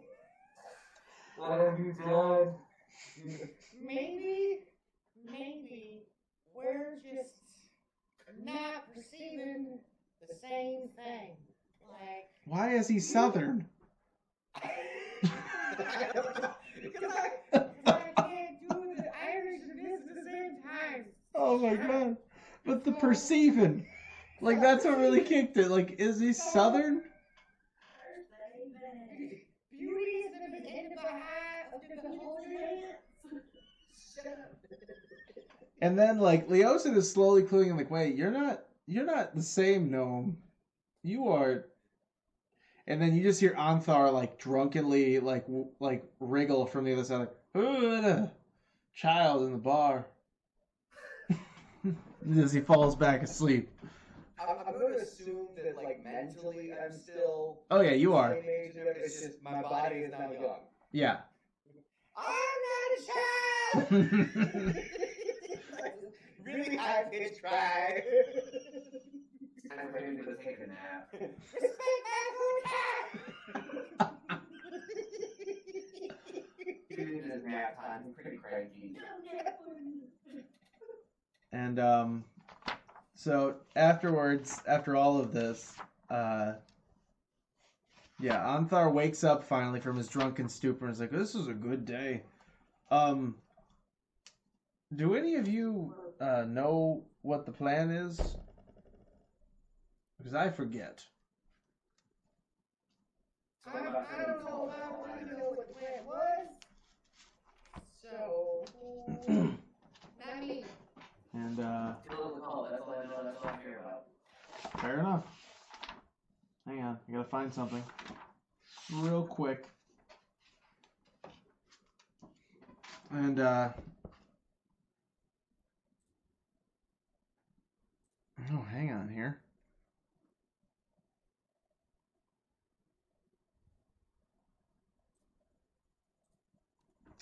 And I need everyone to roll perception real quick. And this is just going to mostly make me giggle as we close out the episode, if anyone notices it.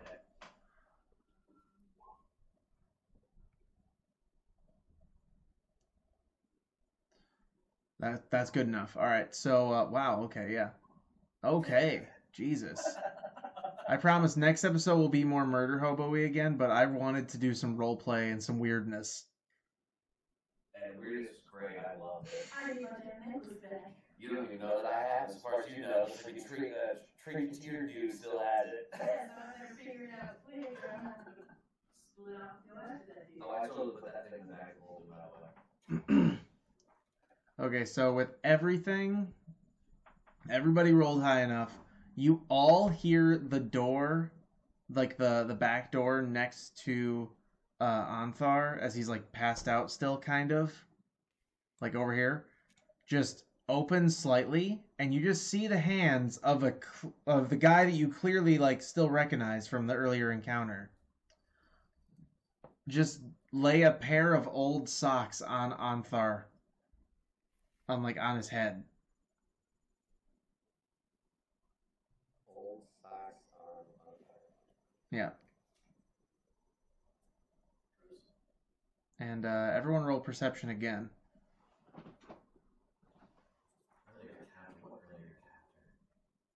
The trinketeer. Oh, so trinketeer back. Okay, gotcha. Well, he just reached through the door and put like socks on Anthar's head.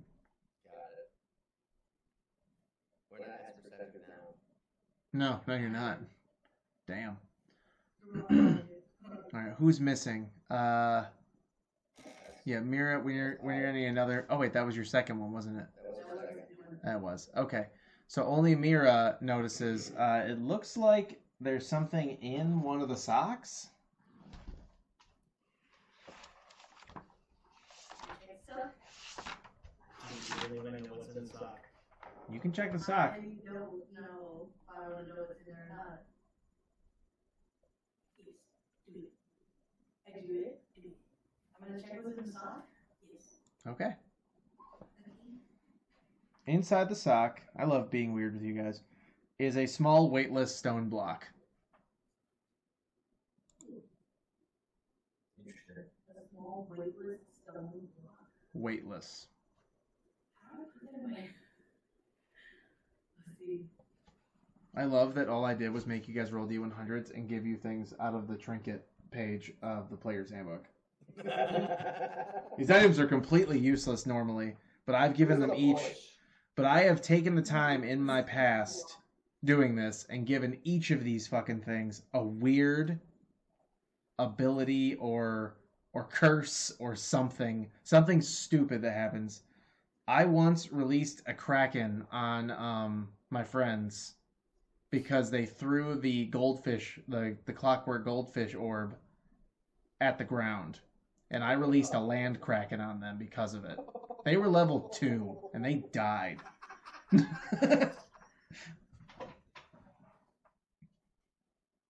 And So since we're all back in the bar, yes. who the fuck's the kid? Yeah, shut the fuck up. Oh, let's say you that. Oh, I love it. So I picked some new stats, by the way. Okay, so 13. Alright. I figured, okay, how big is a 13-year-old gnome gonna be? Probably like 1'4". Yeah. 14 pounds. Sound about right? Yeah, that sounds about right. So you're a Boston Terrier. I'm like Grogu. Or Grogu. Oh, Grogu. I was like, Grogu. I thought you said Rogu, and I was like, wait, someone else watches American Dad? No. Oh, sad. I'm all alone. Yep. I also had to take out brown streaks in here. Oh, yeah. That's right. Or gray streaks in here. Yeah. I was like, what's brown is 2 feet old? My hair is brown, but my description said brown with gray streaks. And So- then I deleted it, so I looked at it as I said it, so I read brown. So, as the day kind of wears down, and you guys are finally like, all right, everything that's happened, and don't worry, I'm going to give Gurukir a weird encounter. Probably in his sleep. I think that'd be really funny. He dreams the Trinketeer. Like, his footlocker is just the Trinketeer's mimic, and he's just like, he just wakes up to like have like weird objects on his bed with him. Like, why the fuck do I have... Let him help him pass magic. The Trinketeer totally accepted him. Yeah, that would be funny. He had one dream where he had a whistle made from gold-colored wood, and when he blew it, his sword broke. Oh no. Yep. And he wakes up, and his sword's broken. His sword's actually broken, yes. There's a lot of weird ones in here. I love the, like, normally you're supposed to use this to, like, create, like, backstory for people, but I love the weird guy who just gives random strange objects to people. Love it. Ooh. And takes them away. And then takes them away as well. And steals money, but also, like, claims that you paid him. Yeah. But, alright guys, with that, we're going to end it for the night.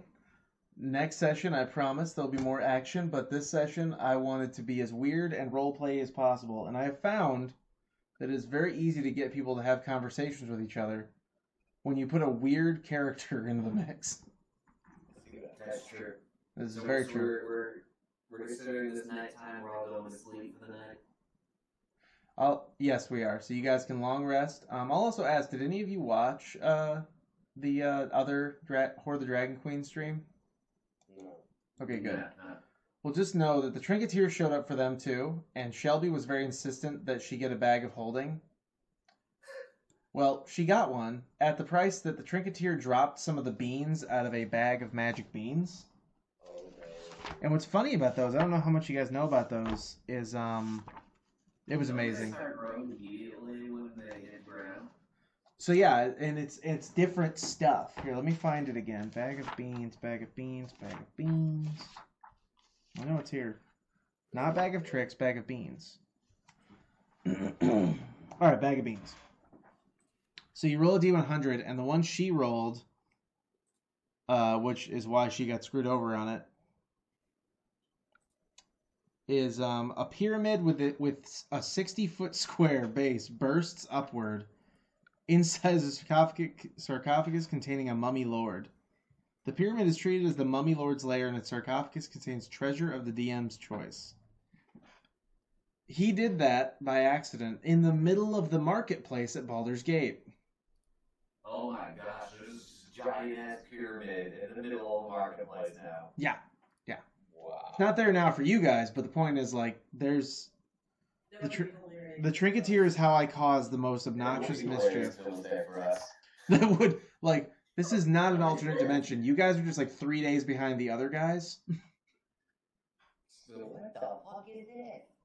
I'm sorry. What the fuck is this? No swearing. Go back to school.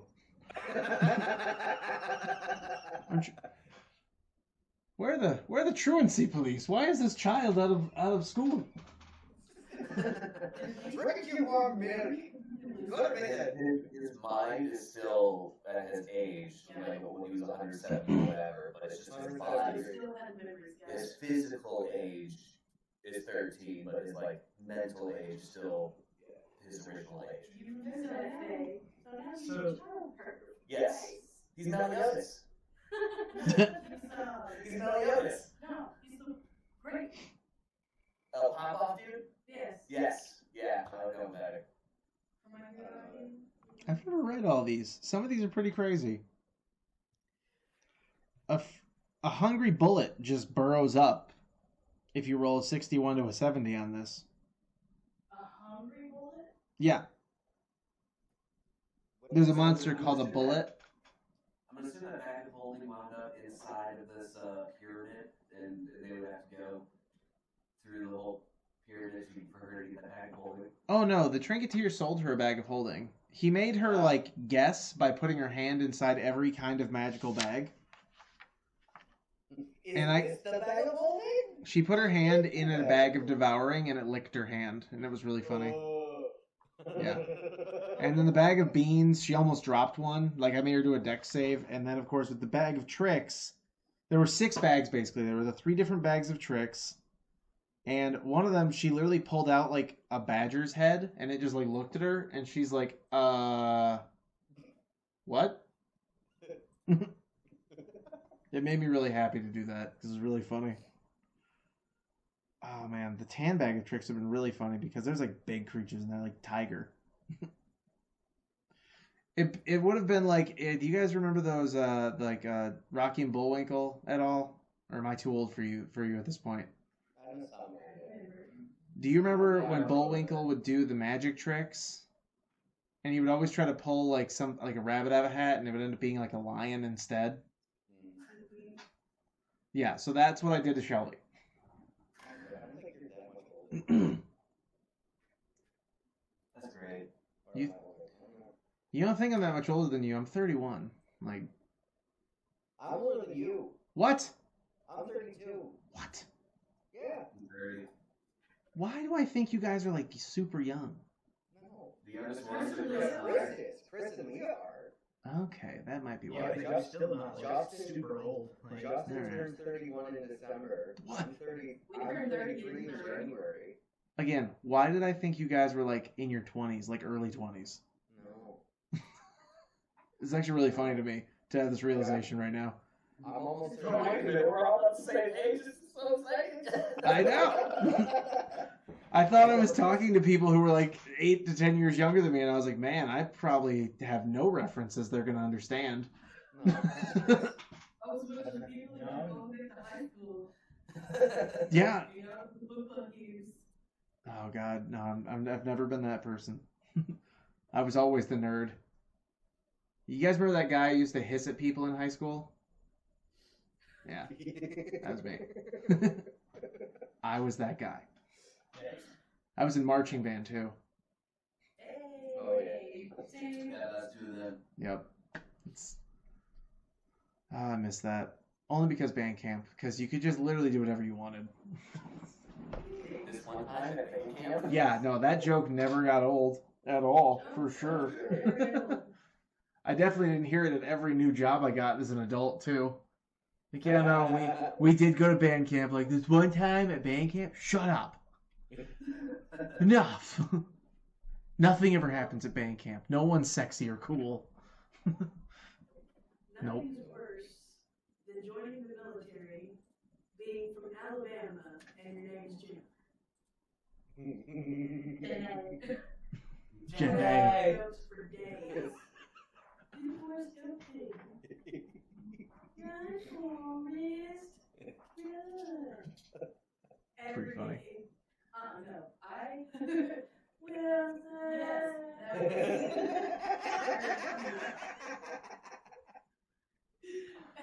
Oh, man. Yeah. You're welcome for that. I'm all here for that. You're welcome for that. All right, guys. With this last bunch of little jokes, I'm gonna end the stream. But thank you all for joining us in Crazy Questers, and we will see you next time. Later. Bye. Bye.